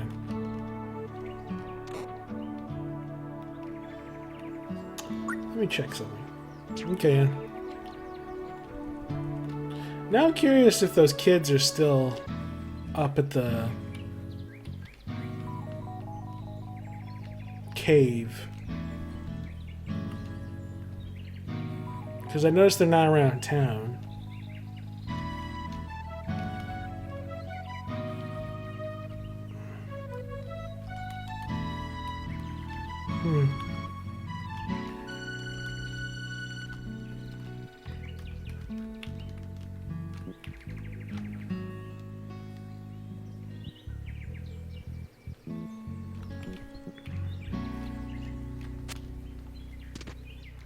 Oh, speak of the devil. I've been thinking, you're still not quite ready for the trials. Huh? Since when do you care? I know the perfect place for it. Your final training session. I already kept my mother waiting too long. Is this her talking, or you? Besides, I'm not taking no for an answer. What the hell?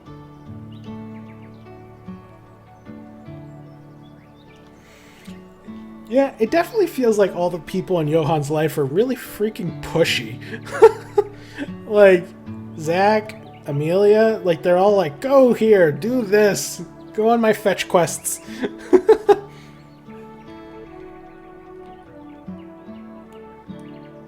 Look, I really have to get home. Johan, oh, you won't please anyone if you fail tomorrow, isn't that right? Make sure you let Amaterasu get to know you.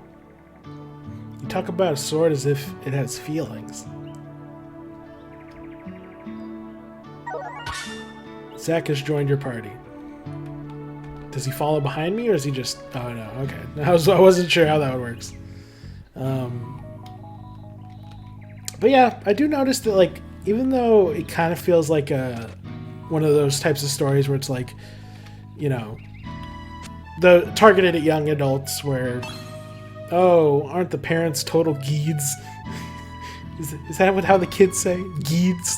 Where the parents are just total squares and bums, and they spoil all the fun, and they're too controlling. But then the cool friends go, they want to help the hero protagonist go on adventures, stuff like that. Like, that's a pretty common, you know, story setup.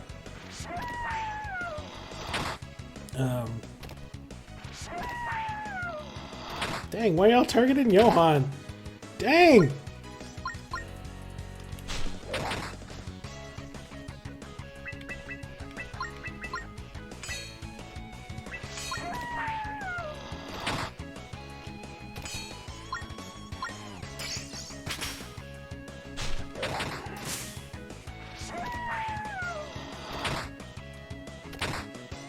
Dang, why are the wolves so much deadlier all of a sudden?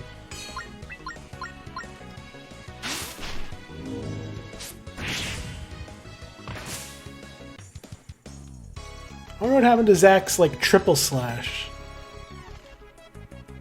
Johan reached level 10. Okay, yeah, Zach's in our party now. Yeah, it took so much damage in that fight, jeez. Zaggers? Light twin daggers used by mercenaries. Suede jacket. With a bit of chainmail. Huh. Zaggers. Okay, that's funny.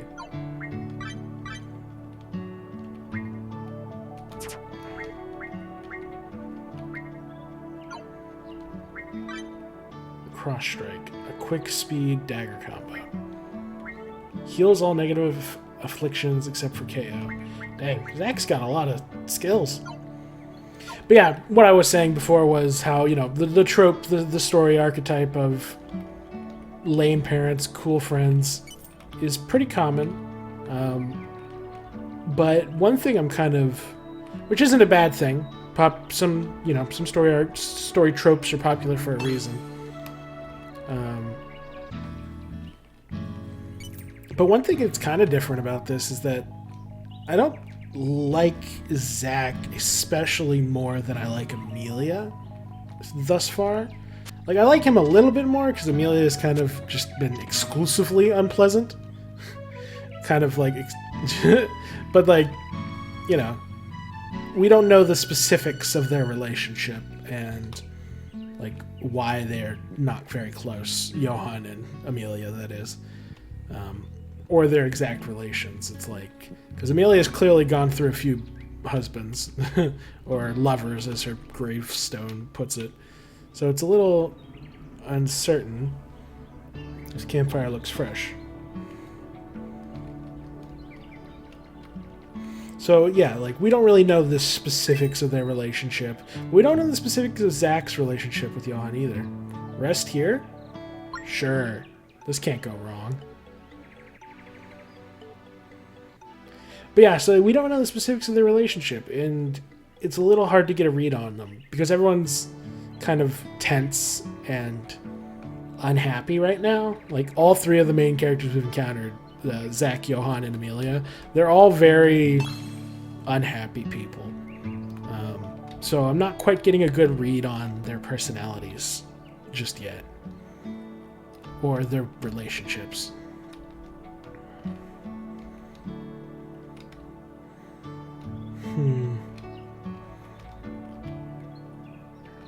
But yeah, I'll be very curious to see how this story progresses. One thing I will note is that whenever it's now that we have two party members, it's not quite as intuitive, the controls and combat. Specifically, whenever I use like Zach to attack, and then like the turn rolls around to Johann, it doesn't actually necessarily default to having Johann, like to the cursor hovering Johann. I have to actually menu through. I have to switch to Johann if I want to attack with him, which is a little inconvenient. I think that's what happened. I'll have to double check. I was a little distracted during the battle, so. Okay, yeah. Here's a. You know, this game advertised no random encounters, but these feel a lot like random encounters. I mean, technically they're not random encounters, they're scripted encounters, which is different. It's like once we defeat these slimes, they're never going to attack us again. So that is technically different.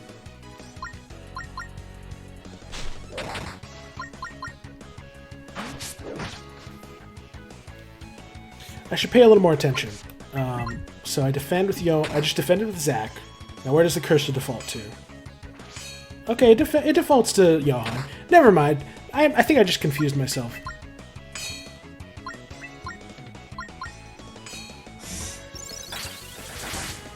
Oh, it's immune to ice.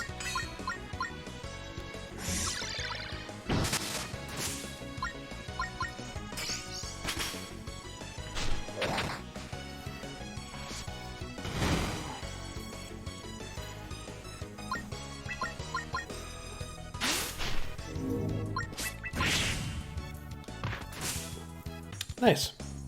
Yeah, I shouldn't.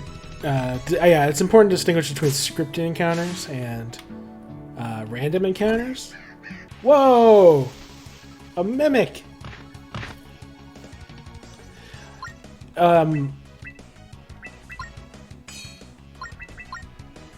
Another quality of life thing that I might appreciate in this game is whenever you first encounter an enemy, if it actually told you what its name was, like kind of like how in Pokemon, it'll say Wild Zigzagoon appeared. It would be handy if oof. It would be handy if it told me what the name of the thing was, just for clarity's sake.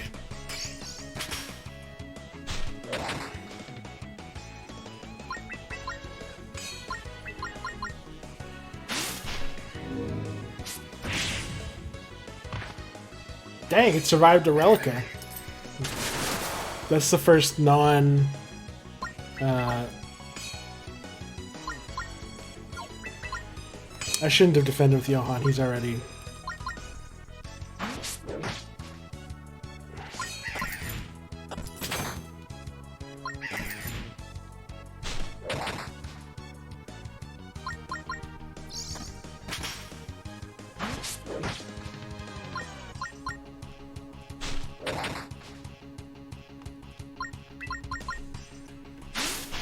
This'll totally kill it, right? No way it survives 2 Relicas. Dang, it's still alive!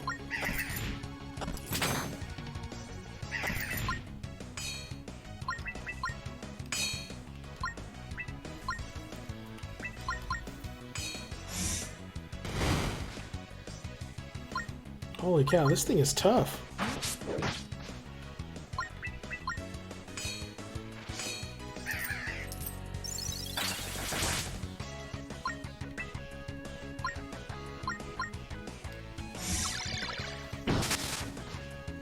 One thing I noticed is that this game doesn't seem to have a class system in the typical sense. Like, there's not like a warrior and then a fighter, or like a fighter, a thief.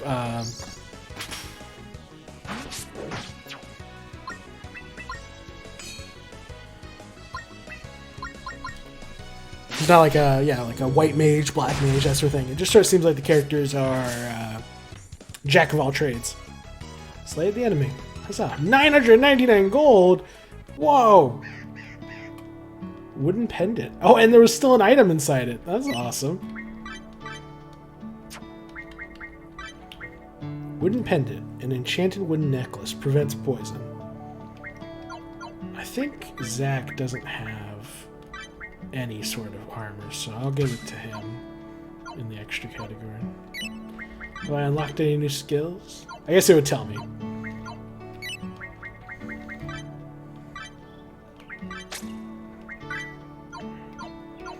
But yeah, normally I would not be so like vocal about my critiques of a game, especially not an indie game, because you know they need as much help as they can get. They don't, you know, it's one thing for me to be like infuriated at Elden Ring because it came out completely broken, because it's a AAA studio. But in indie game studio, it's like there's probably only like 2 or 3 people working on this game, so or it was probably a little bit more than that.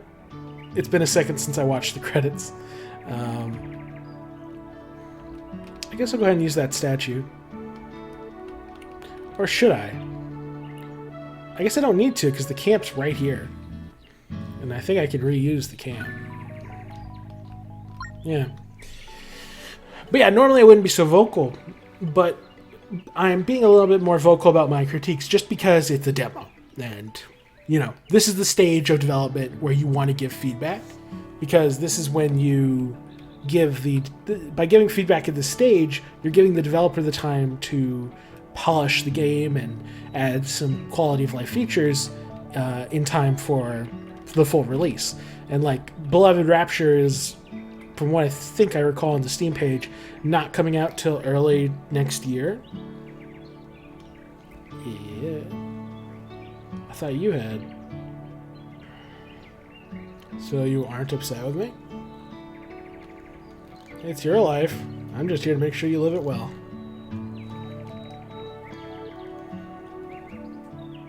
Zach. Oh, there he is again. Mysterious figure. Potentially evil, mysterious figure who may or may not be related to Johan. Watch your step, Johan. My dad took me through these caves as a kid, you know, back when he was around. He always ranted there was something ancient inside. Well, surprise, we never found it. So this definitely feels like the tutorial dungeon. Okay, I admit, he wasn't known for honesty. Wait, you don't even know what's in here? I guess you'll find out, eh? So, he trusts what his dad says. That's what he said earlier. But his dad wasn't known for honesty. So, I'm not sure. I'm getting mixed messages. But yeah, it's just so, you know, I definitely don't mean any critiques maliciously. I only point them out because I care. Required revival stone. It's important to clarify that sort of thing whenever you're working with indie devs, because like oftentimes they're pouring their heart and soul into this stuff, and it's important to, you know, be empathetic to people. I've worked with a lot of artists in my life, and they're, you know, obviously they're lovely people, but artists also tend to be very sensitive to critiques of their art. Even if they want feedback and want critiques, it can still upset them. So you have to be very tactful. And, you know, I'm no different. You know, I'm a writer, and you know, the day I submit my book and it inevitably gets rejected from being published, it's gonna probably break my heart. But I know that they don't mean anything by it. There's nothing malicious about it. It just means I'm not good enough as a writer yet, you know? I'll probably cut out any repetitive, or not repetitive, any repeat fights, unless something interesting happens. Partially, not because I'm getting bored or anything, but because I'm running out of things to say about killing snakes.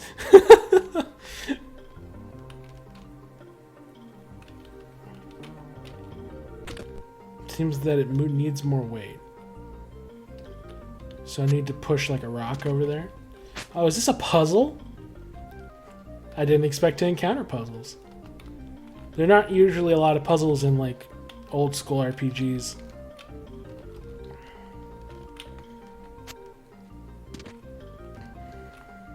I say that.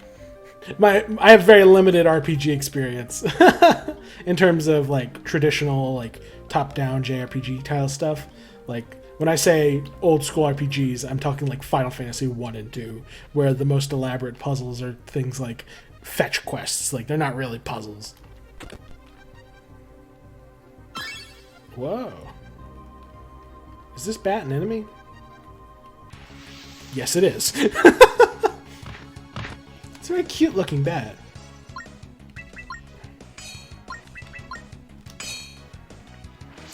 It seems like a good idea to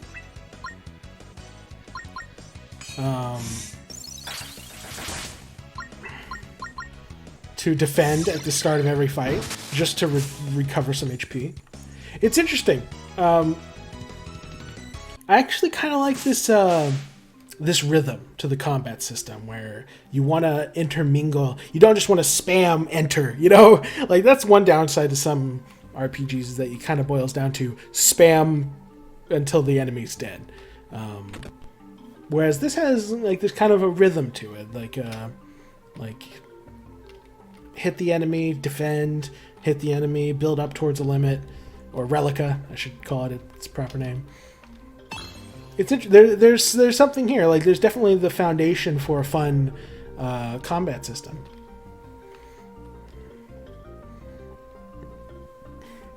Not that I'm not having fun. That made it sound like I'm not having fun yet. Having fun yet?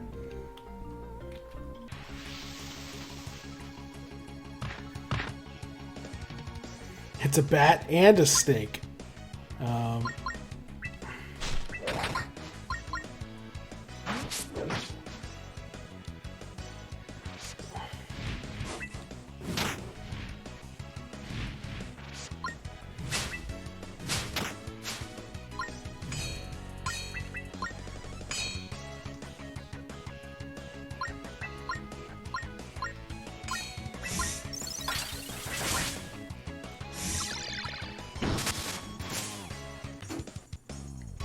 I have thoroughly been just obliterating the wildlife. I mean, to be fair, they're not regular snacks. Snacks? That's what we call snakes around here. They're snacks.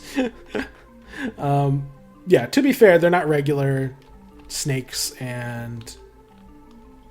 Oh, okay. For some reason, with that branch, I thought this was a higher cliff. Yeah, presumably these are not regular wildlife. They're like monstrous wildlife, because otherwise, you know, if you can summon lightning and fire and do limit breaks and stuff, I don't think a regular snake or a regular bat's going to give you much trouble. Oh,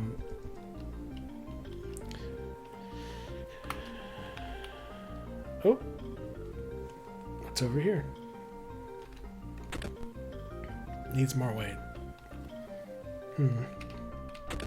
Oh, gosh.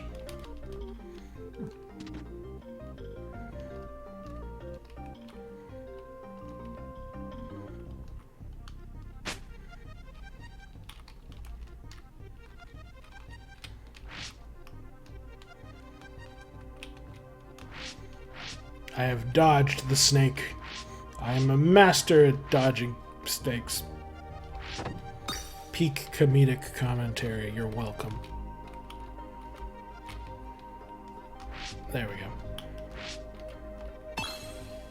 Wooden pendant. Okay. I wonder how that compares to the Shisho necklace.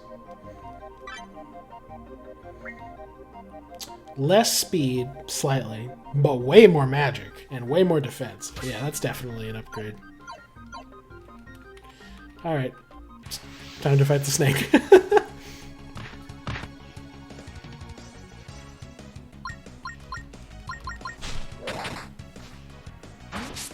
So you only recover like 3 magic per attack. So you recover magic pretty slowly. But I am glad that you can actually recover magic. That was one thing I always found very very unsatisfying about some older RPGs, is the way that magic was such a precious resource that if you're not careful, you will run out, and then you will not be able to replenish it because ethers are expensive, and you can only carry so many. So I appreciate that there's actually an in-combat method for restoring magic. That's an appreciated mechanic. Speaking of the devil.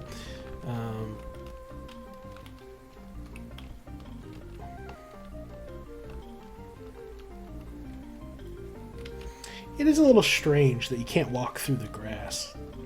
Every time I try to walk through it, because it's like every RPG sense in me is saying that you can walk through grass, but I cannot.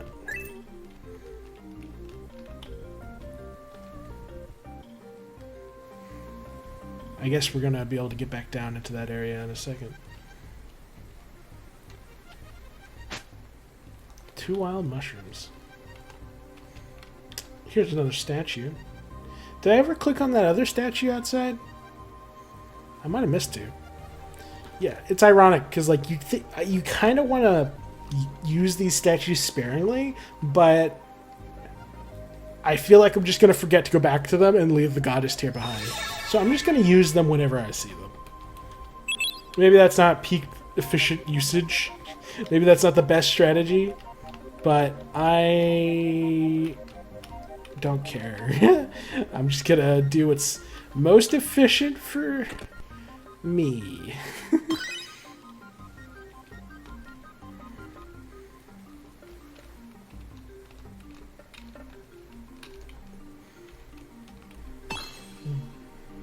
Revival stone. That might be a first.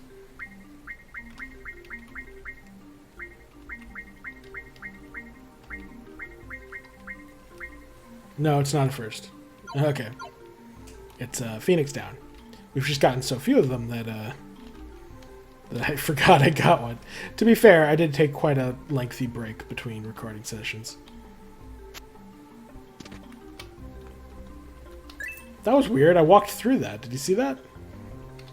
Huh. I bet it's some sort of collision bug with the ladder animation. Is my best guess. Oops. I did not mean to touch the snake. I don't know why I defended. Yeah, it's pointless to defend at full HP because you could be using your time to attack instead, like because you're getting very little benefit. Unless you're actually worried about getting one shot, there's no reason to defend at full HP.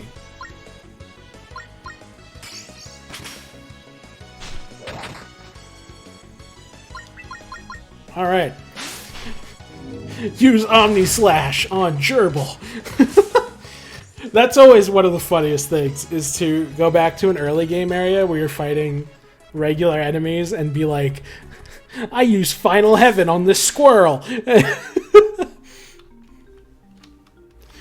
Sephiroth nukes the solar system to kill a snake.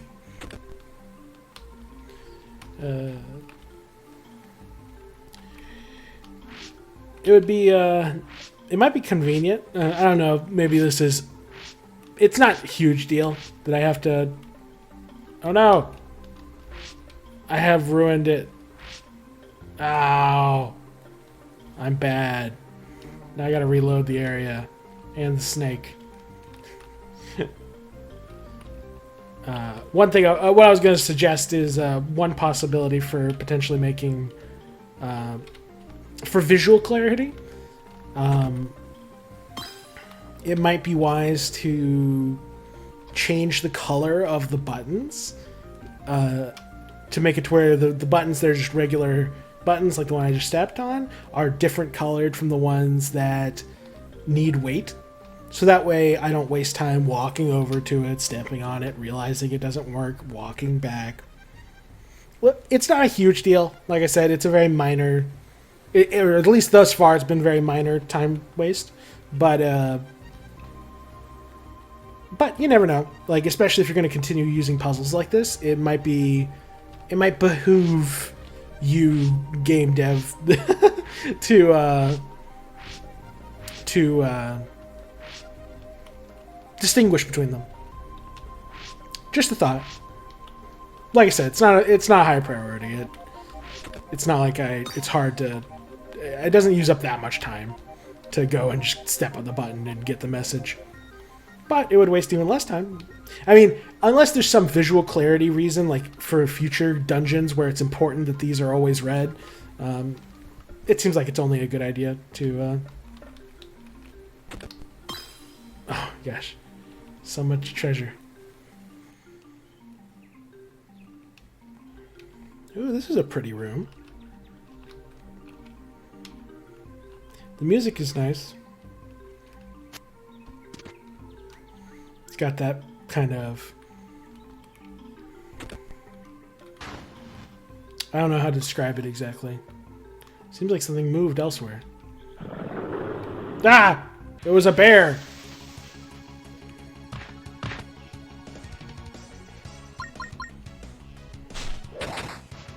You know, it also seems like it would be wise to use magic. Well, I was going to say it might be wise to use magic if you have full MP, since you recharge it with regular attacks. But actually, now that I think about it,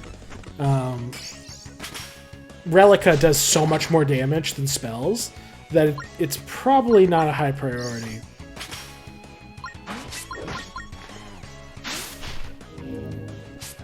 Like, it's probably not a big deal. Like, you probably just use spells when they're especially effective against the enemy.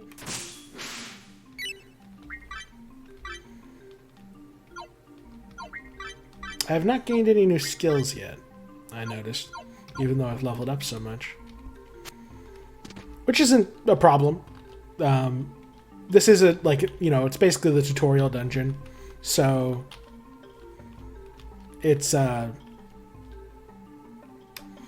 totally understandable to want to keep your players' kit basic, their arsenal simple enough, so that way you can focus on teaching other things and not distracting them with more complex mechanics and complex skills and attributes and so forth.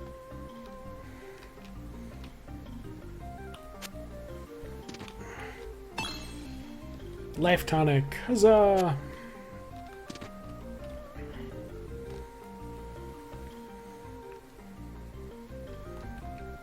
I already used the statue, didn't I? Yeah.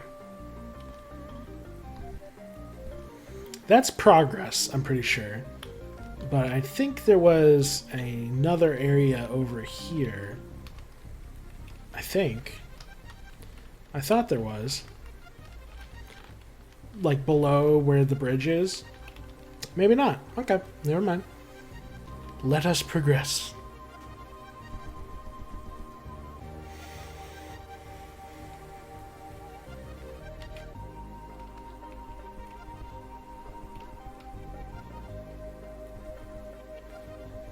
One thing, another random feedback thing. The footstep sound on planks, it's a little, you might want to slow it down a little, because it's a little too rapid. Like when you listen to it, it's like, it makes it sound like I'm high speed, like pitter-pattering across it, when realistically a human would be thump, thump, thump, thump. Like the faster they're moving, the more... It'd be like thump, thump, thump, thump, not. It's not very convenient that I'm explaining things with goofy sound effects instead of just using my words. But, you know, I guess, I guess game devs have to deal with, people leaving reviews where they don't use proper grammar and don't spell anything correctly. So, you know, if you can deal with that, then you can probably cope with me rambling and using sound effects to explain myself.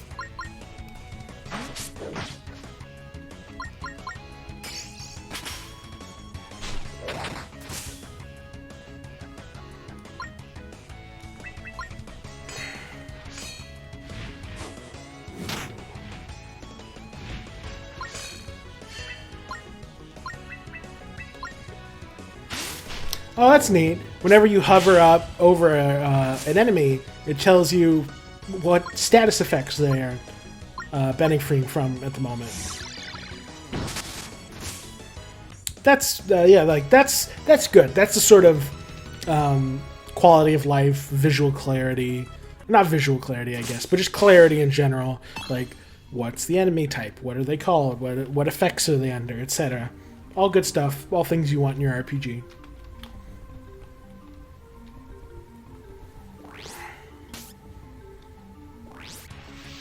Johan looks so upset about this slime showing up.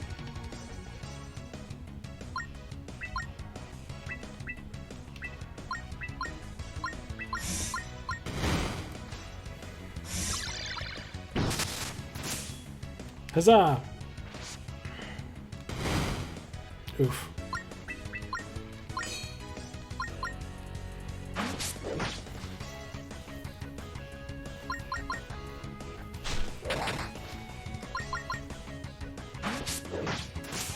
Nice. Yeah, you can absolutely just bum rush some enemies where it's just like, if you attack quick enough, if you input quick enough, if you menu quick enough, then it can totally give you the edge. It also means that it's actually an important skill in this game, being able to menu quickly and accurately, because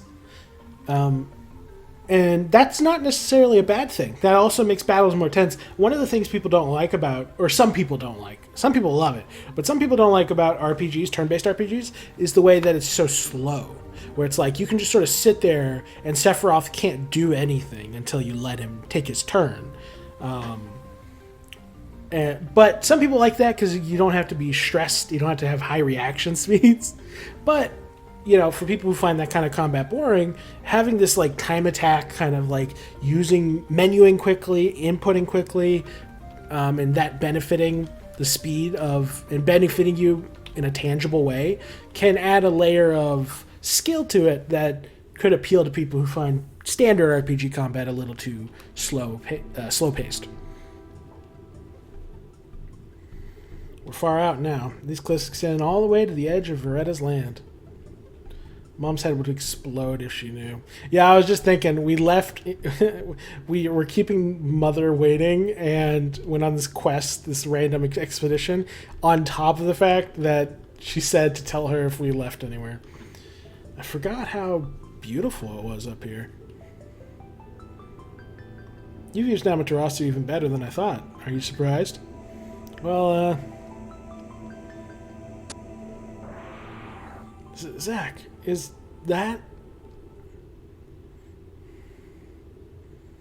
this the dragon we heard about? It is!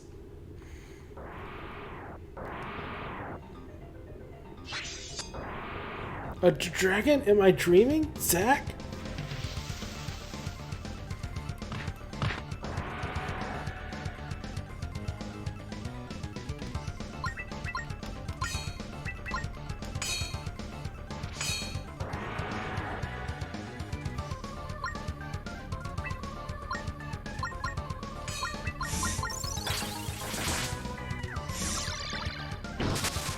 You know, it didn't actually attack us yet on its turn.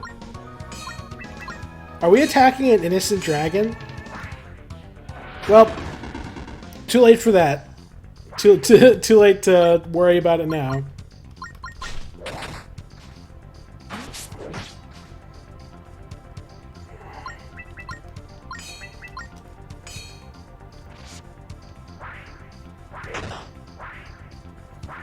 It definitely hits hard. Yeah, I think we need to build up to Relica. I think wasting time on magic is probably not the go-to strat here.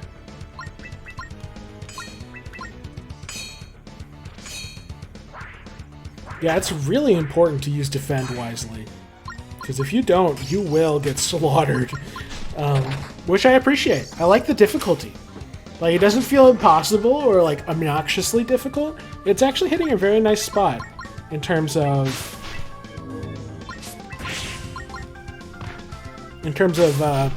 difficulty. Like, hard enough to be challenging, but not so hard that it's obnoxious.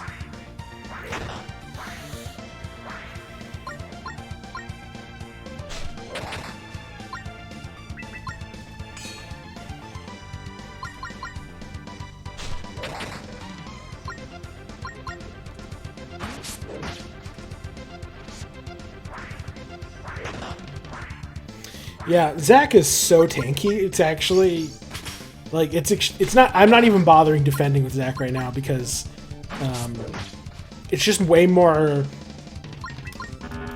Oh. Oh wait. I didn't realize that Relica cost magic. I thought Relica was like Limit Break and that it was a completely separate system. But no, it actually does require magic. I think. Yeah, it does. Okay, I totally misunderstood that.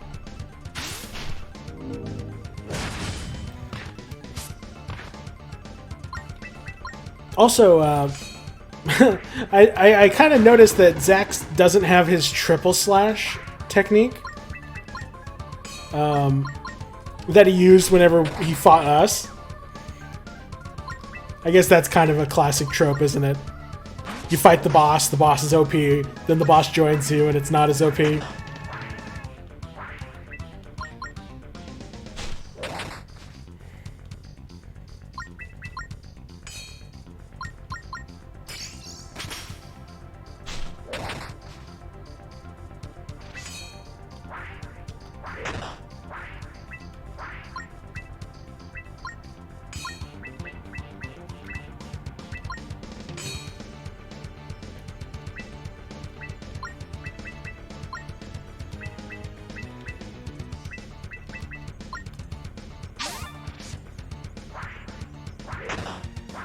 Normally I probably wouldn't use up something as precious as a Mega Elixir, but I have a feeling I'm getting close to the end of the demo, so I'm not too worried about preserving resources.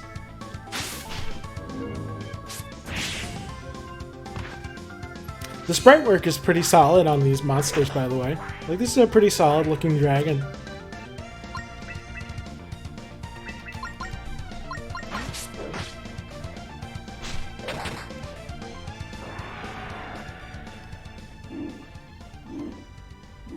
Oh, he's running away? Slayed the enemy. Not really. Slayed? Dragon scale, that's cool. I don't know if slayed is the right term. More like annoyed it enough that it left. My god. You alright? What god are you referring to when you say that? Like, are you referring to Lucina? Wouldn't it be my goddess? Just wondering. I've been reading a lot of Brandon Sanderson. Brandon Sandern? I always mix up his name. I've been reading Warbreaker recently, and after reading Elantris, and it just sort of reminded me that a lot of fantasy settings have their own kind of like fantasy terminology and fantasy languages and stuff that they use. So like, people won't say, "Oh my God," or "Jesus Christ." They'll say something like "heavens above" or "by the stars" and stuff like that, which is appropriate. You know, it's more realistic to have them say something different than what we say in real life. But I was just reminded of that. I guess I'm just kind of wondering if there's some other gods in this world, because if there's only Lucina, then you'd think there wouldn't be a "my god" saying, you know? You'd think there'd only be "my goddess." A dragon, it really exists. Exists. I've only seen them once in my life. I almost wondered if it was a dream. I feel a little sick. You never told me a creature like this exists. How could you bring me here? We could have been killed. Well, there are many things in this world you don't know about. Isn't that right? I should go home. No, there's one more thing I want you to see. And look, it's just a beast like any other. You're still standing, aren't you? I'd be dead if you weren't here. With every encounter, Amaterasu grows, and so shall you. There's still so much for you to see.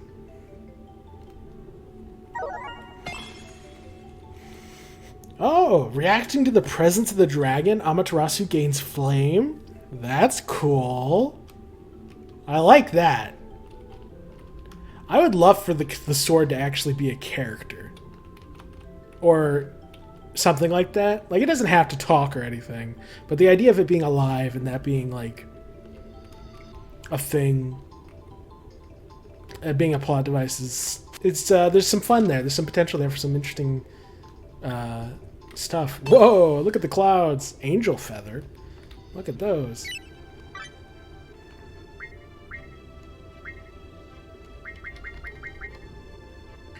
Potency for 3 turns. So is that implying that angels exist as well? I mean, we already kind of knew a god exists. At least one goddess exists in the form of Lucina, since her statues work. But I guess we also know angels exist now. Unless that's just a colloquial term. Acquired a power tonic. Very cool. I guess I could be using these sorts of like combat items. I always forget to do that in games with combat items. Did I explore everything down here? What does the map say? Dang, we're really far off. Not that I'm complaining.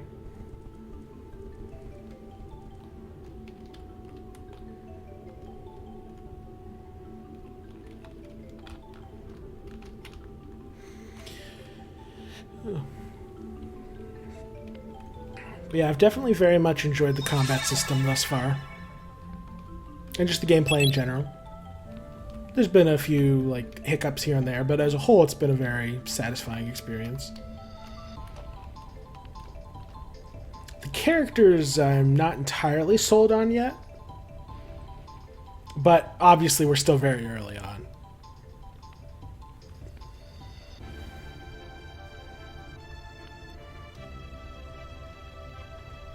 Take a good look, man.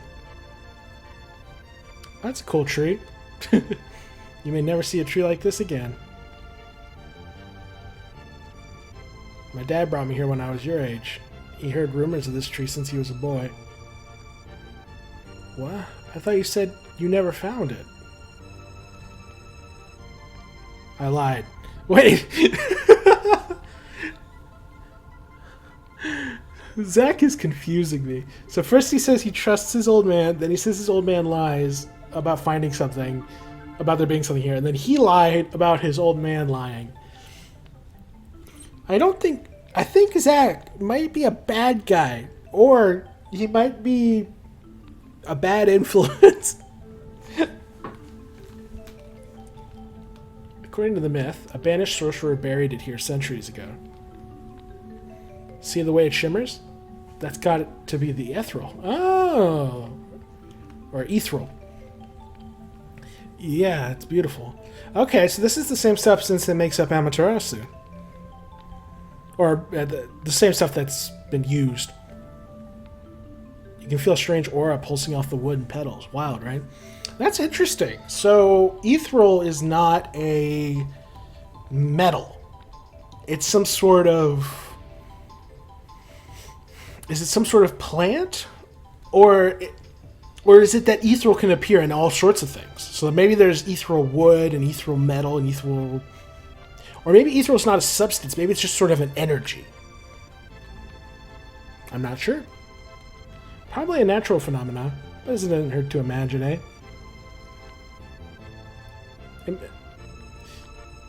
What would be unnatural?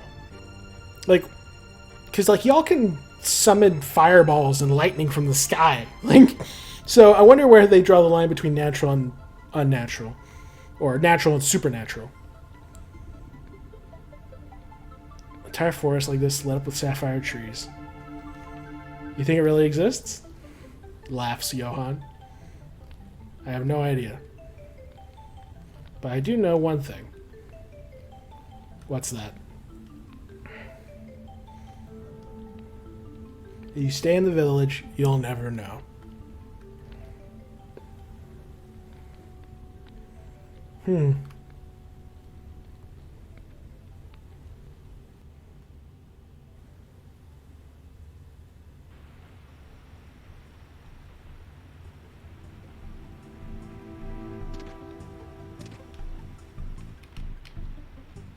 Time for me to get home.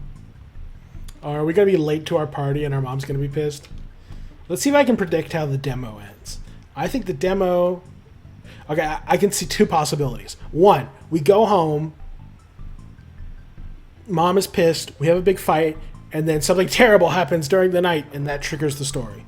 Or something terrible has already happened, and we're marching forward to find, like, the town on fire.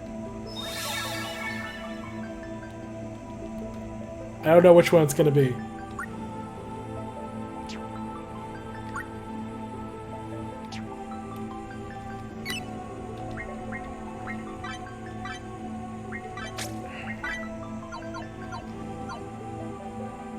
I will say I'm definitely having a lot more fun now that we've had, like, the combat system and had a lot of, like, team-based stuff.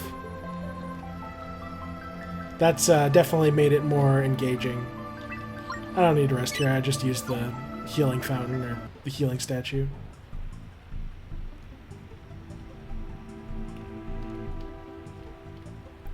But yeah. Oh no, a wolf. Whatever shall I do?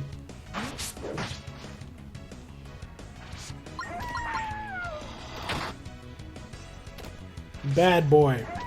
Bad dog.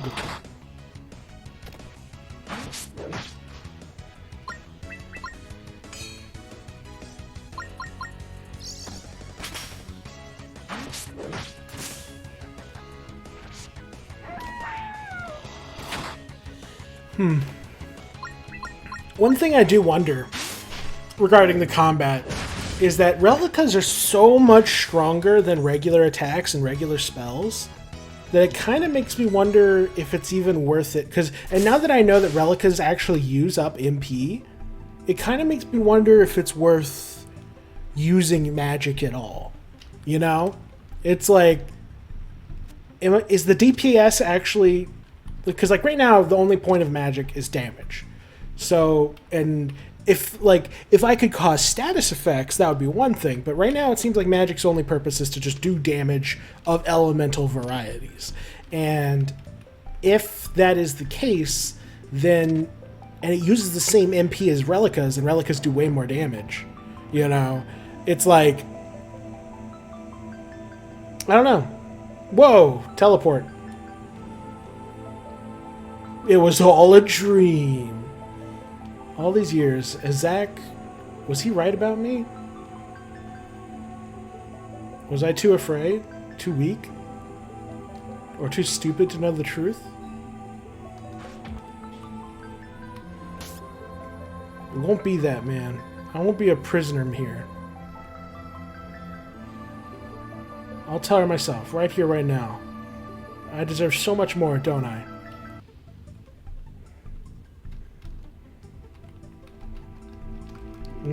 No more comments about how handsome he looks in the mirror. That's how you know he's serious. Alright, is this when something terrible happens? Oh, yep. Draco. Hey, Amelia, you know as well as I that, Johan. Do my eyes deceive me? Is it really you? So, Draco, I'm sorry, but you have no business here. Please get out.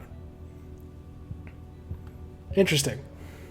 Man, Amelia looks really young. I meant to mention this earlier, but it's like...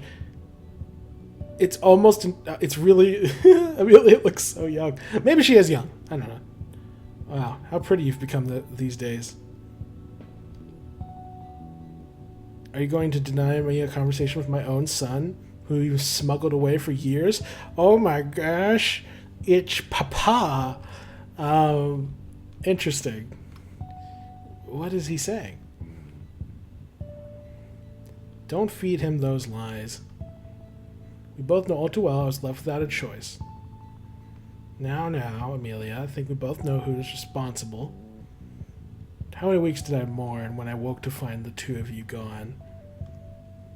And after quite the trek to the humble countryside, you just throw me out like some peasant. I'm truly embarrassed. Mom, you took me away? What is he saying? Johan, please. The situation was more drastic than you know. There you have it. Your mother confesses. And not very tactfully, I might add. I mean, I'm gonna be honest, Johan. Your dad is wearing all black with, like, teeth on it. I think he might be a bad guy. Don't hold any ill wills towards your mother, Johan. She isn't exactly a complex woman. She isn't? My son, we shall soon begin your pilgrimage away from this place. Damn, did she just slap him? What are you doing? Get out, now. So this is your choice, then. Form the town's militia. You'll be out of here in chains. Amelia, you haven't forgiven yourself. How can you ever learn to forgive others? Uh-oh, the room darkened. Oh, okay. Wait. Is this a scene transition, or is he using black magic? Is he? Could it be?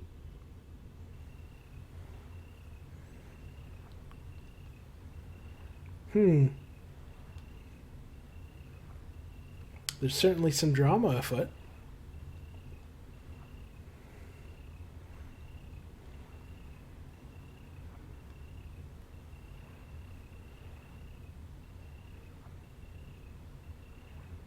No, it couldn't have been. My father passed long ago, right? So, this is where you've been sneaking off to. Mom. You followed me. Is Zach the one who brings you out here? That's none of your business. I'm worried about you. Worried about me? Are you serious? How long have you known my father was still alive? Why would you keep that from me? How? Yeah, Amelia looks really young. Like, she looks... Like, with that hairstyle, you could just as easily... Like, if you told me she was, like, 12, I'd believe you.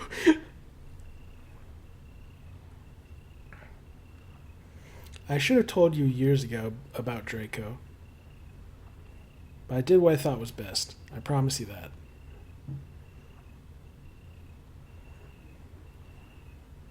We were together for 2 years. It was the first and purest happiness I had ever known. Draco was a peaceful man. I don't know how, but one day something changed.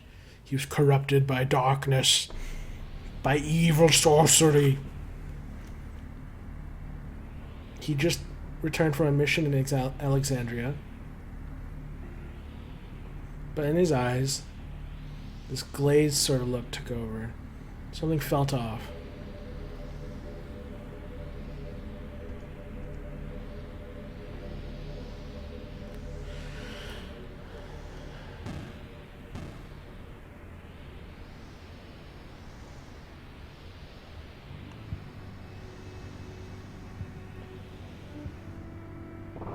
Is that a young Amelia? Who's there? Amelia, you don't know how long I've waited to look into your eyes again. I thought I might not get the chance. You're back. At last, they've released you. No, I was not released. What happened to you? You look half dead. Go and wait by the fire, my love. I'll fetch some hot ginger tea. Not now, Amelia. Has he been corrupted by the bad guys? Or is he now like a double agent for whatever empire captured him? What is it? Amelia was short-tempered even back then. I thought perhaps I shouldn't, but I cannot lie to you. I have given myself to the Aeons these last months. A blood pact vow has committed me. You what? And at last, they formed a militia. We can take back the palace from those swine. We've waited a long time for this moment.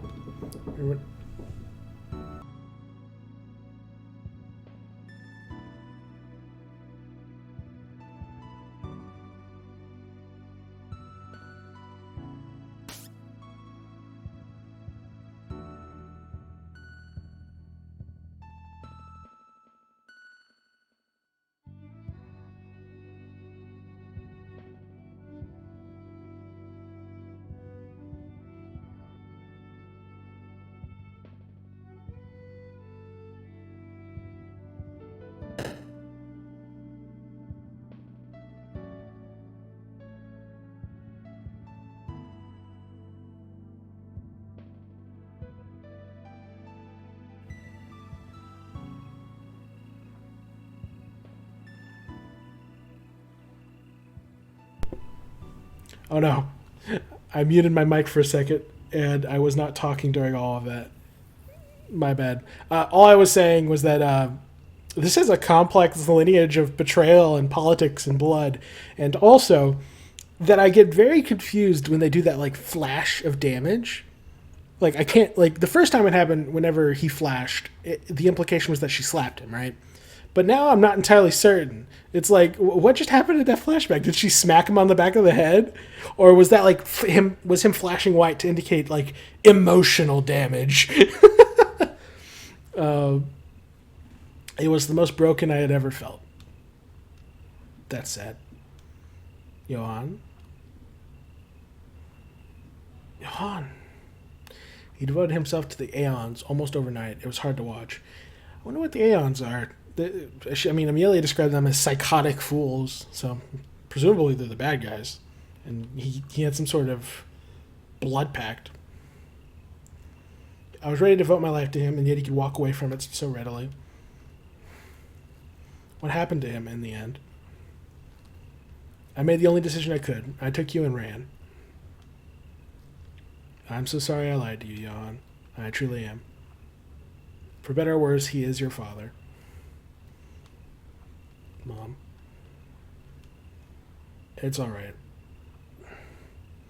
There's something I've been hiding from you, too. Zach is leaving the village, and he wants me to go with him. I don't know what to feel. You should go with him. Plot twist! Supportive mother? This is unprecedented.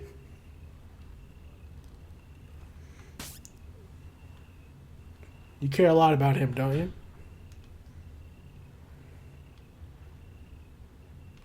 I do. We may not be safe here anymore. Happy birthday, my grown son.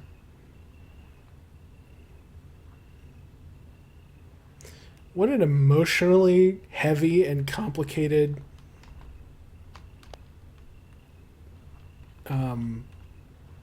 18th birthday.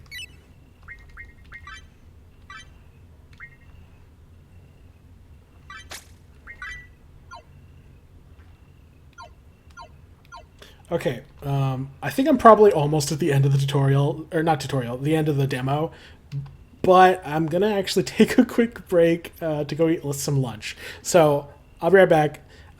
Very interesting. I'm glad to see Amelia being supportive, because between all three of the main characters being kind of like unhappy with their lot in life, I was getting kind of bummed out. So I'm glad someone's being nice and supportive finally. Hopefully the characters cheer up a bit once they get out of what's this place called? Veretta? All right, be right back. Hey guys, future Jaru here. I just wanted to warn you that the following scenes contain blood, violence, and some pretty high-tier swearing, so you have been warned.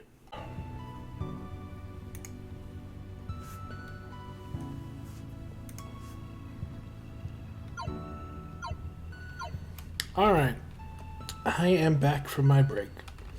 Something funny. So, there's something kind of ironic about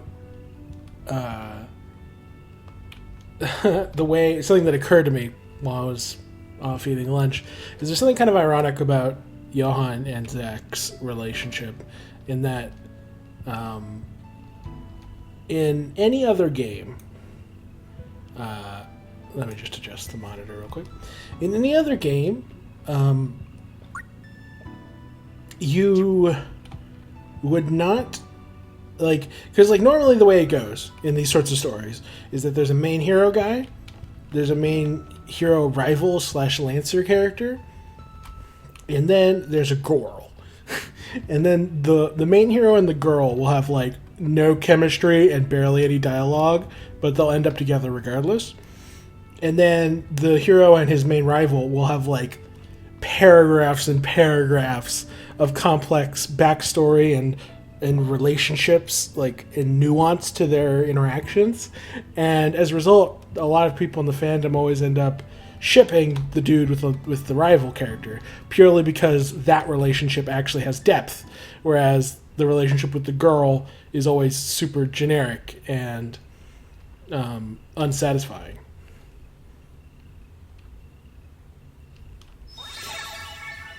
Ah, recovered that time. Oh, and I got another goddess tier. Surely I've already clicked on this. Anyway, point I was getting at is that the reason that it's kind of ironic that is regarding this game specifically is that I have no idea how to read Zach and Johann's relationship, because if this was like a Final Fantasy, then I'd be very confident that they're not going to end up dating, because Japan doesn't really do that sort of thing very often. Not just Japan. All game devs rarely do that sort of thing.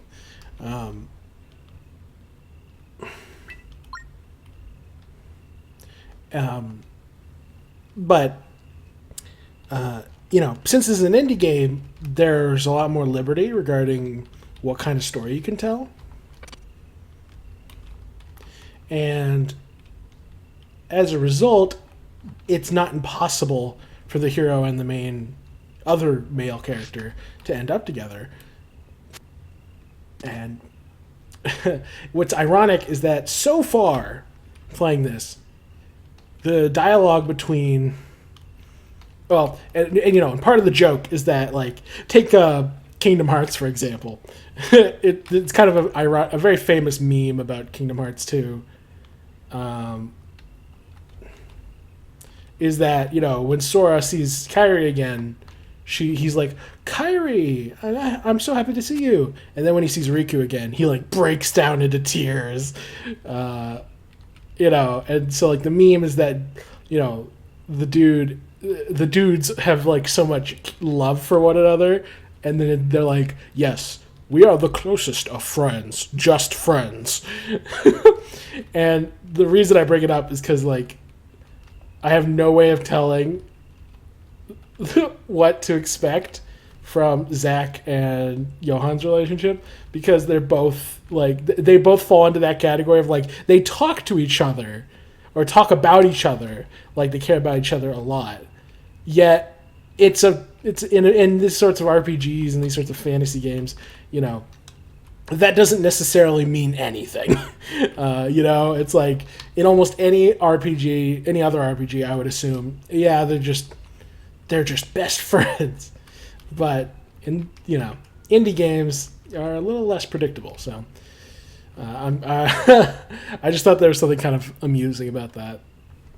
In that nothing about the dialogue, like, it has been thus far, like, someone who wasn't looking for romantic subtext will not see it here. But someone who is looking for romantic subtext will see a ton of it here. So it's just kind of ironic, I think. I think this is ironic. Ever since I watched that Futurama episode, I haven't been certain what irony is anymore. I should have taken you with me today. Will you forgive me? Who's he talking to?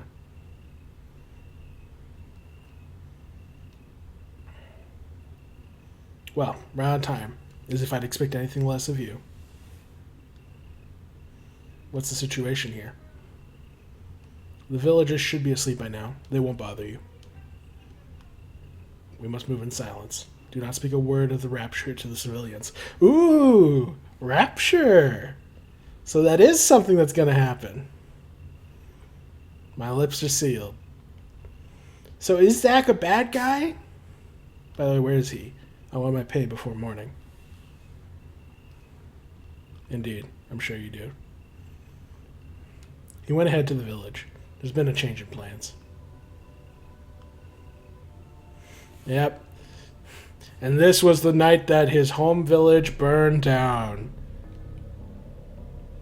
Oh man, I called it. I called it.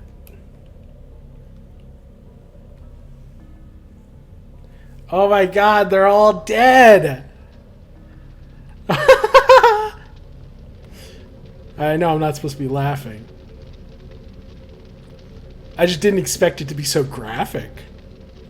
Oh, he said the F word! I did not expect the curses.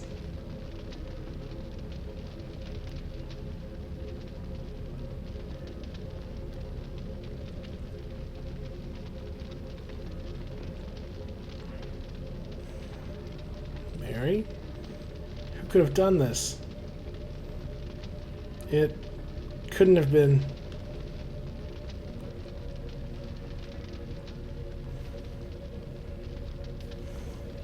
They blasted him straight through the wall. I have no idea who that even is. Mom. Tragic.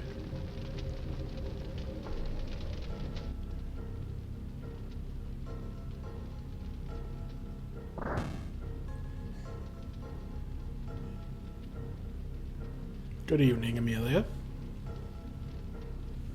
Come on, really? I warned you, Draco. You have no business in the village. Just stay away from our son. Ah, Amelia. So selfish, as usual. Selfish? Listen to yourself for once. You've lost it. If you still love me, if you ever loved me at all, I beg you to stop this. You owe me that much. At last, now's your chance, Draco. Who the hell are you? Naomi. It's another character. Leave us. Don't delude yourself, Mila. You know the path Johann is destined for. He can choose his own fate. Whoa, teleportation magic. Here I am by the fire like you always wanted. Why don't you come... Oh. I guess I didn't expect the adult nature of this game, to be honest.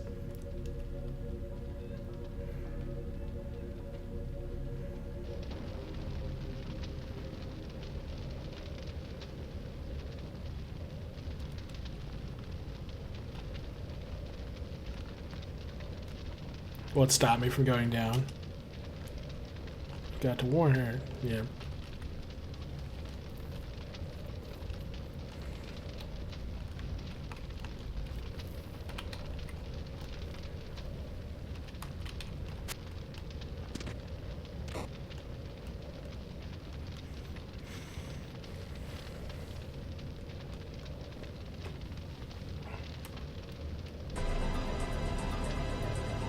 What the hell? Poor old Amelia. All those years of paranoia finally caught up to her. What have you done? Dang. Bodied. Don't grieve too hard for your mother, Johann. She would have preferred it this way. Now she won't have to watch you get dirty. She denied you your greatness, but I will not allow it.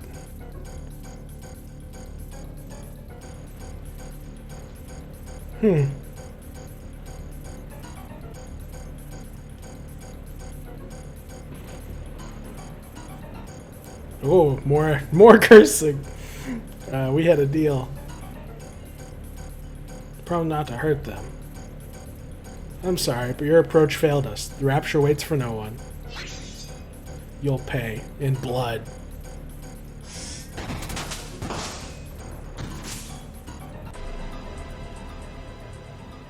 Country scum. And what of the boy, Draco? Nami told me you left him alive? Don't worry. He'll be useful to us soon enough. Now he'll have to play the long game. He needs more time to cultivate his power. Damn you, Amelia. You offered him only life of mediocrity, just like your own. It's unthinkable. How dare you speak her name? Dang, Johan. You look like you're having a bad time. My son, have you considered our offer? She is my mother, your wife. Does that mean nothing? That you filth?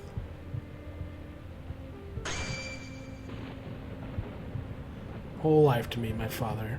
And now this monster. Ooh, so much cursing.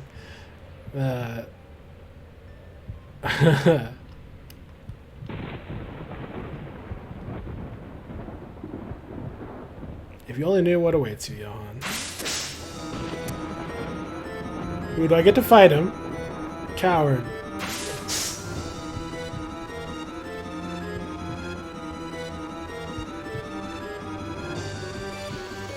Woo! I do get to fight him.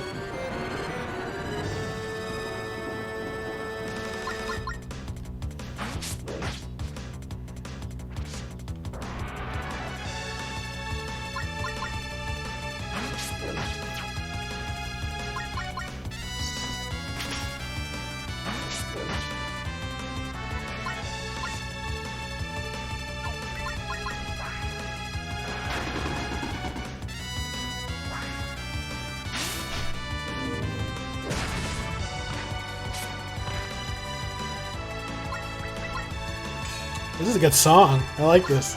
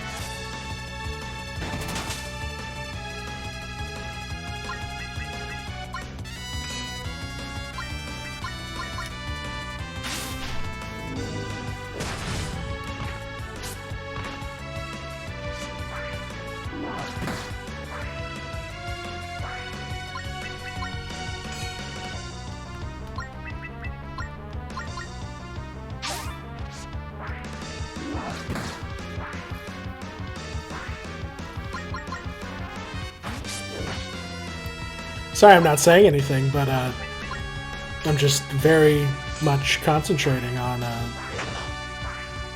this. Yeah. Oh yeah, I guess I was jamming to the music. We're doing really well. This is like Johan's doing a lot better in this fight fight than I wonder if this is like a scripted, you're guaranteed to lose kind of fight. Oh, I guess not. Slayed the enemy. 5 gold. Dragon skill obtained.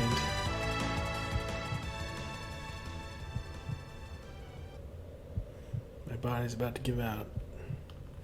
Ah, you got health potions. Could this be real?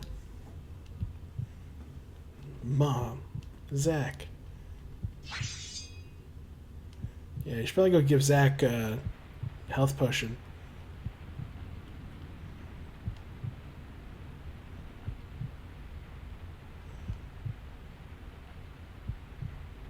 Oh, is Zach not there anymore?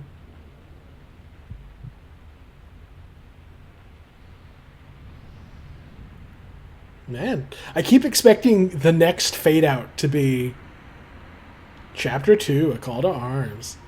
Surely there's not a whole nother chapter in this game. In this demo. Yeah, this surely has to be the ending of the demo. Halls of Reflection.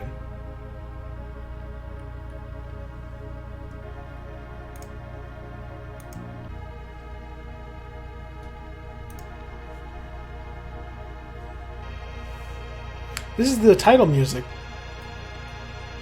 Aiden, you asked to see me? Okay, it's this guy. Aldous. Good morning, Aiden. Wait, wasn't his name Alex? I thought his name was Alex. In the intro? Aldous.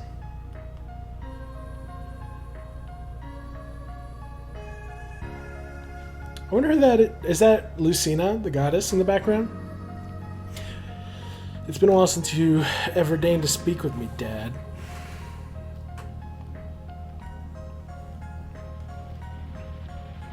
I'm not sure that's the same goddess. It doesn't quite look the same as the Lucina statues.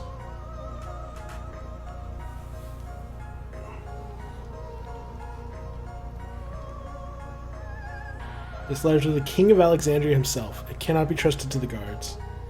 The king? Are you joking? Alice? Alas, sorry. His name is very similar to Aldous. Okay, you see, when he's laughing like that, he looks a lot more age-appropriate. He doesn't look quite as young. I would do it myself, but I am not entirely welcome at the palace. Why wouldn't you be? Never mind that. Aiden, I beg of you, this ultimate favor. Do anything possible to ensure he reads it. Rip it open, scream it to him if you must. I fear the situation may soon shift beyond return. Situation? You haven't spoken to Xandria's royals in years. What's this really about? The roads to Xandria have become a bloodbath. Weren't they always? Those terrains are brutal. The traders weren't just robbed this time. They were slaughtered, obliterated. Oh, that's right. They mentioned that the trade had been disrupted. Their armor shattered like mere glass. The ground smeared with their skin. Gross. Come now, Aiden. It was not the work of bandits. Maybe you're just imagining?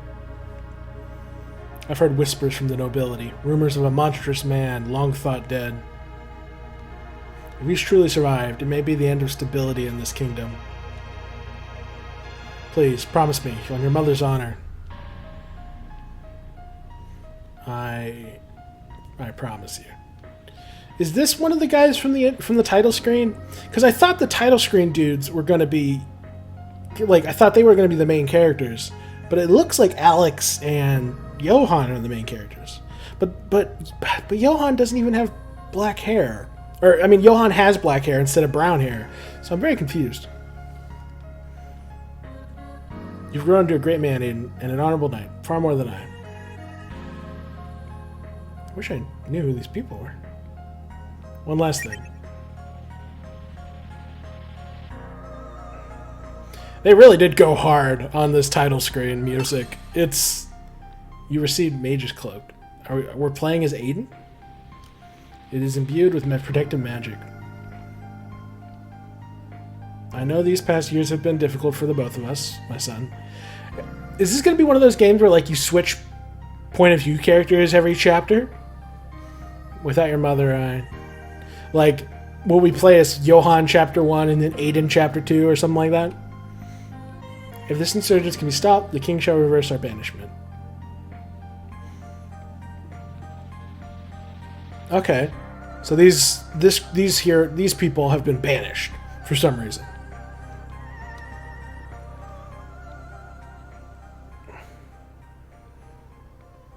Interesting. Is that it? Is that the end of the demo? Oh, I'm in control. Wait, I thought the demo was about to end any second. Wait, let me... Aiden.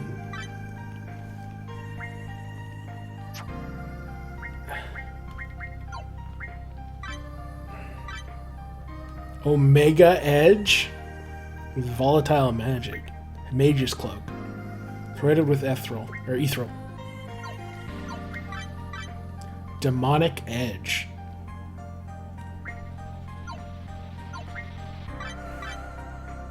"26 years old. Level 14. He's not that high level, relatively speaking, to Johann.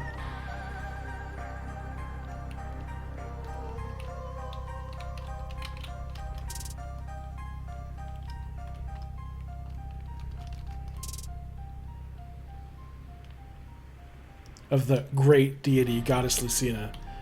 I notice he disappears whenever he clicks on it. That's probably not intended. Okay, so this is Lucina. And at the very least, Aiden does not view Lucina in a very kind light. Interesting.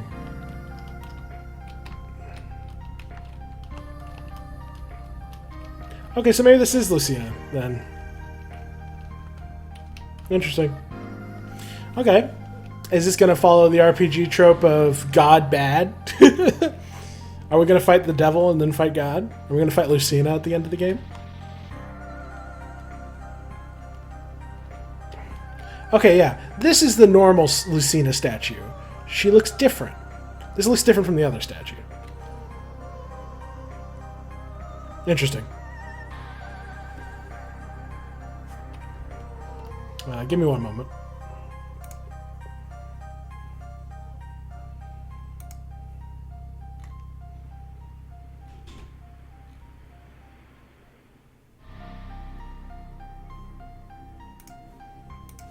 Okay, I'm back.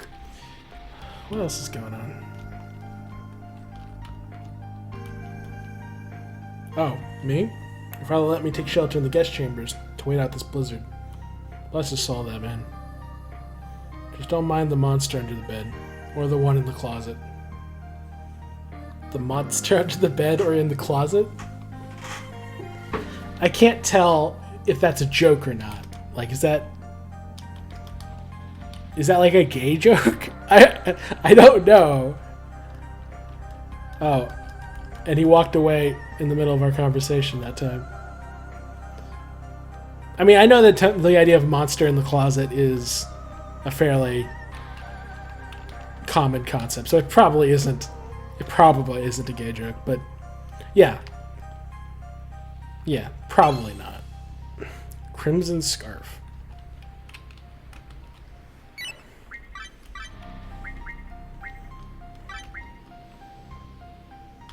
Nice. Interesting.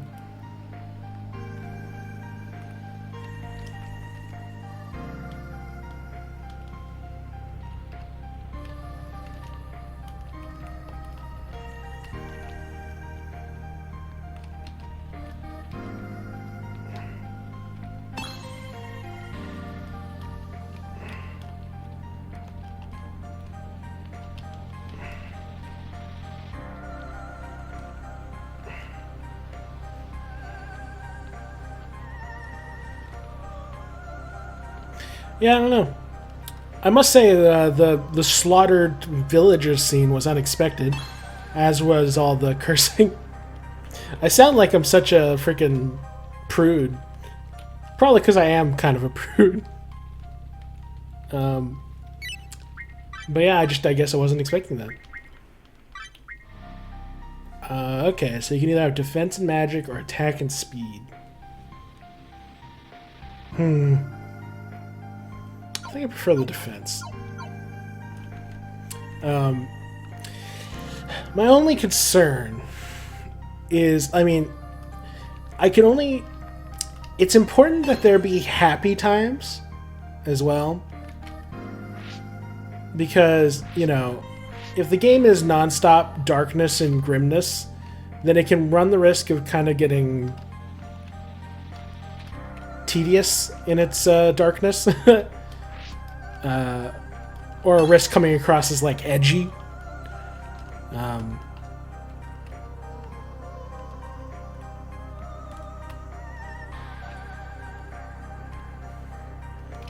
Like, I can't really judge whether or not that scene was too bleak or not, because I don't know that, like, it's like in the full breadth of the story, it might be completely acceptable quantities of dark, but for now, I have no way of knowing. Like, if this game starts off really dark, but then it gets more lighthearted throughout the majority of the runtime, then that sort of dark beginning is fine. Like that won't impede my ability to enjoy the story.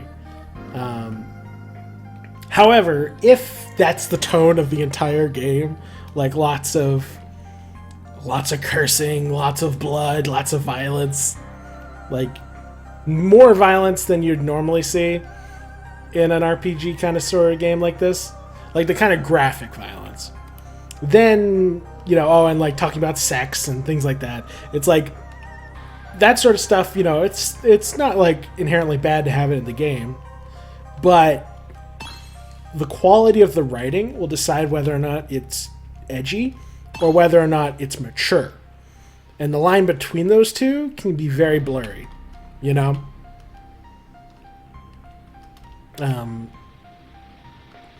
and it's just one of those tricky things you have to kind of experience the full story. Spring 2023. I was wondering. It just kept going. And the game closed. One moment.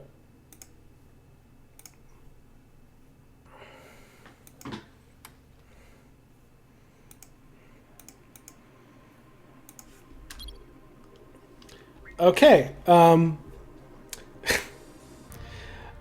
I would have preferred if it booted back to the main menu instead of closing. Hopefully that didn't mess up my recording. It looks like it's still going, so I think it's fine. So, alright, that was the demo for Beloved Rapture. What are my thoughts so far? Well, I'm guessing I'm a little confused on who the kid on the lower portion is. The kid with the green pants? Like, you'd think that's Johan, but Johan has black hair, so I'm not really sure. Maybe he'll dye his hair later? I mean, characters having their hair change color is not uncommon, especially in anime and anime-styled games. So we'll see. Maybe that's like, maybe to distance himself from his father, he'll change his hair color or something. Don't know. Neither of them. I'm not sure if either of those is Zach or if one of those if this is Aiden and Johan or what. So I'm a little confused on that front. But putting that aside, I am interested in seeing where the story goes. How it handles the topic of what a rapture is, or how this plays into Lucina, who's good, who's evil, what's the overarching theme and message of the story, like, because these are some pretty mature topics. Like, I thought that I think I misunderstood the maturity levels going into this. I was expecting something kind of PG-13, and for the majority of the runtime, it was that. It was PG-13. But it kind of just goes full R at the very end, complete with cursing and sex and and blood, which isn't necessarily a bad thing, but it was unexpected. And like I was saying a few moments ago, whether or not this sort of thing comes across as mature and serious storytelling, or whether it comes across as edgy and cringe, will depend entirely on the quality of the writing in the story overall. Like, I can't judge the quality of the writing purely off of just that one chapter. Like, for all I know, like, because very often the kind of story you're dealing with is not readily apparent in chapter 1. Like, you'll read chapter 1, and then by the time you get to chapter 5, it's a completely different vibe. In any book you've read, or any book I've read, like, that's often the case. So it's interesting. So I have hopes. I have a few worries. I'm worried because, like, I've seen a lot of RPG horror, like RPG Maker horror games, and a lot of those trying to kind of go for that, what if it's pixel art? but with blood and violence, and we talk about sex. And it often comes across as really cringe. But in this case, they're clearly setting up a lot of things. They're setting up things like spirits and nature and magic and goddesses, or at least a goddess, some sort of rapture, an evil dragon man. Like, if you PG-13ified all of that ending bit, like, you could still have the villagers dead and still have everything play out the same way it does, but like take out the high tier curse words and make it no blood on the corpses, and it would absolutely pass as this would absolutely feel just like lots of other RPG beginnings, or even just fantasy stories. Like, this is very reminiscent of how Aragon, the book Aragon, starts, where it's like, here's the character, here's their magical MacGuffin, then their town is attacked, and then the story progresses. So it's like, if you took away all the R-rated stuff, this absolutely lives up to what you'd want in an RPG horror, or not RPG horror. What am I saying? In an RPG. So it's definitely got the makings of something fun and something good. It's hard to tell the broad strokes of it moving forward, but it definitely has a lot of potential. I just have to hope that the writing is nuanced and subtle. And, it's like, if it's just nonstop blood and gore and sex and violence, then, I probably wouldn't enjoy that as much. But if it uses it, sparingly, and uses it to for intentional purposes, not just for like nonstop shock value, but like uses it sparingly but in important scenes, then I could totally see this being a very fun and interesting experience. There's a lot of potential here. There's a lot of great potential here. It's kind of like on a knife's edge. Like, it could easily end up being underwhelming and kind of like immature, but it could also easily end up being really, really good. And like, because like you could easily explain away the cursing and like, all that, because it's trying to be more realistic. It's trying to tell a more real story, and real characters curse, and real people curse is what I'm trying to say. Like, by the way I'm talking, you might think that I'm just like ultra prude who never curses. I curse a lot in real life. I just try to avoid doing so in my videos, just because it's, demonetizable. But also because, I don't want to alienate people. And yeah, I don't know. I'm starting to ramble now. In terms of core gameplay, really good, really solid. I liked it. There were a couple what's the word I'm looking for? A couple kinks to work out. A couple bugs, a couple quality of life changes that I think would be wise to implement. In my opinion, I'm not a game dev. Obviously, I cannot give a fully comprehensive behind-the-scenes advice, but I can only give my advice from a gamer perspective. But if things get polished well, and the characters are fleshed out, and they have interesting arcs and interesting stories, and the writing handles mature topics do not a good story make. You can have a completely juvenile story if it's written, and as long as it's written well, it'll be amazing. And on the flip side, you can have a very mature story that's talking about mature adult things like sex and blood and violence and religion and things like that, and it'd be trash if you're not writing it well. So it's all about how it's handled.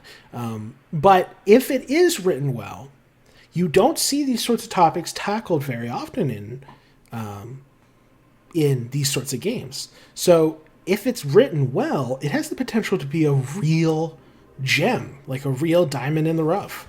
Because most indie games, like it's often playing indie games and trying to find good indie games to support. It's often a case of trying to like shovel your way through a bunch of cash grabs and lazily thrown together, sometimes just flat out illegally made games. But occasionally you'll stumble across something truly great with a lot of heart. And I can definitely tell there's a lot of heart in this. Just from what little I've seen of it and what I've read about it and what I know of the developers, I can tell that they really care about making this good. And I have nothing but high hopes for them. I hope that if this can live up to its potential, I would be very delighted. And I hope that's how it turns out. I think I've rambled too long now. In short, thumbs up from me. As far as like initial impressions go, I am overall fairly positive. I'm very I can tell whenever a game is doing well based off of whether I want to play it more. And like even if a game's really good, if I'm not hooked yet, it'll be like a chore to turn it back on. Whereas once I actually got to the combat of this game, I really I didn't really put it down until I finished. So I think that bodes well. I think overall I enjoyed this and I look forward to the full release. I definitely recommend giving it a look yourself when the full game comes out, or if you want to try the demo. So yeah, thumbs up. Thank you for watching, and I'll see you guys in the next video. Have a fantastic day.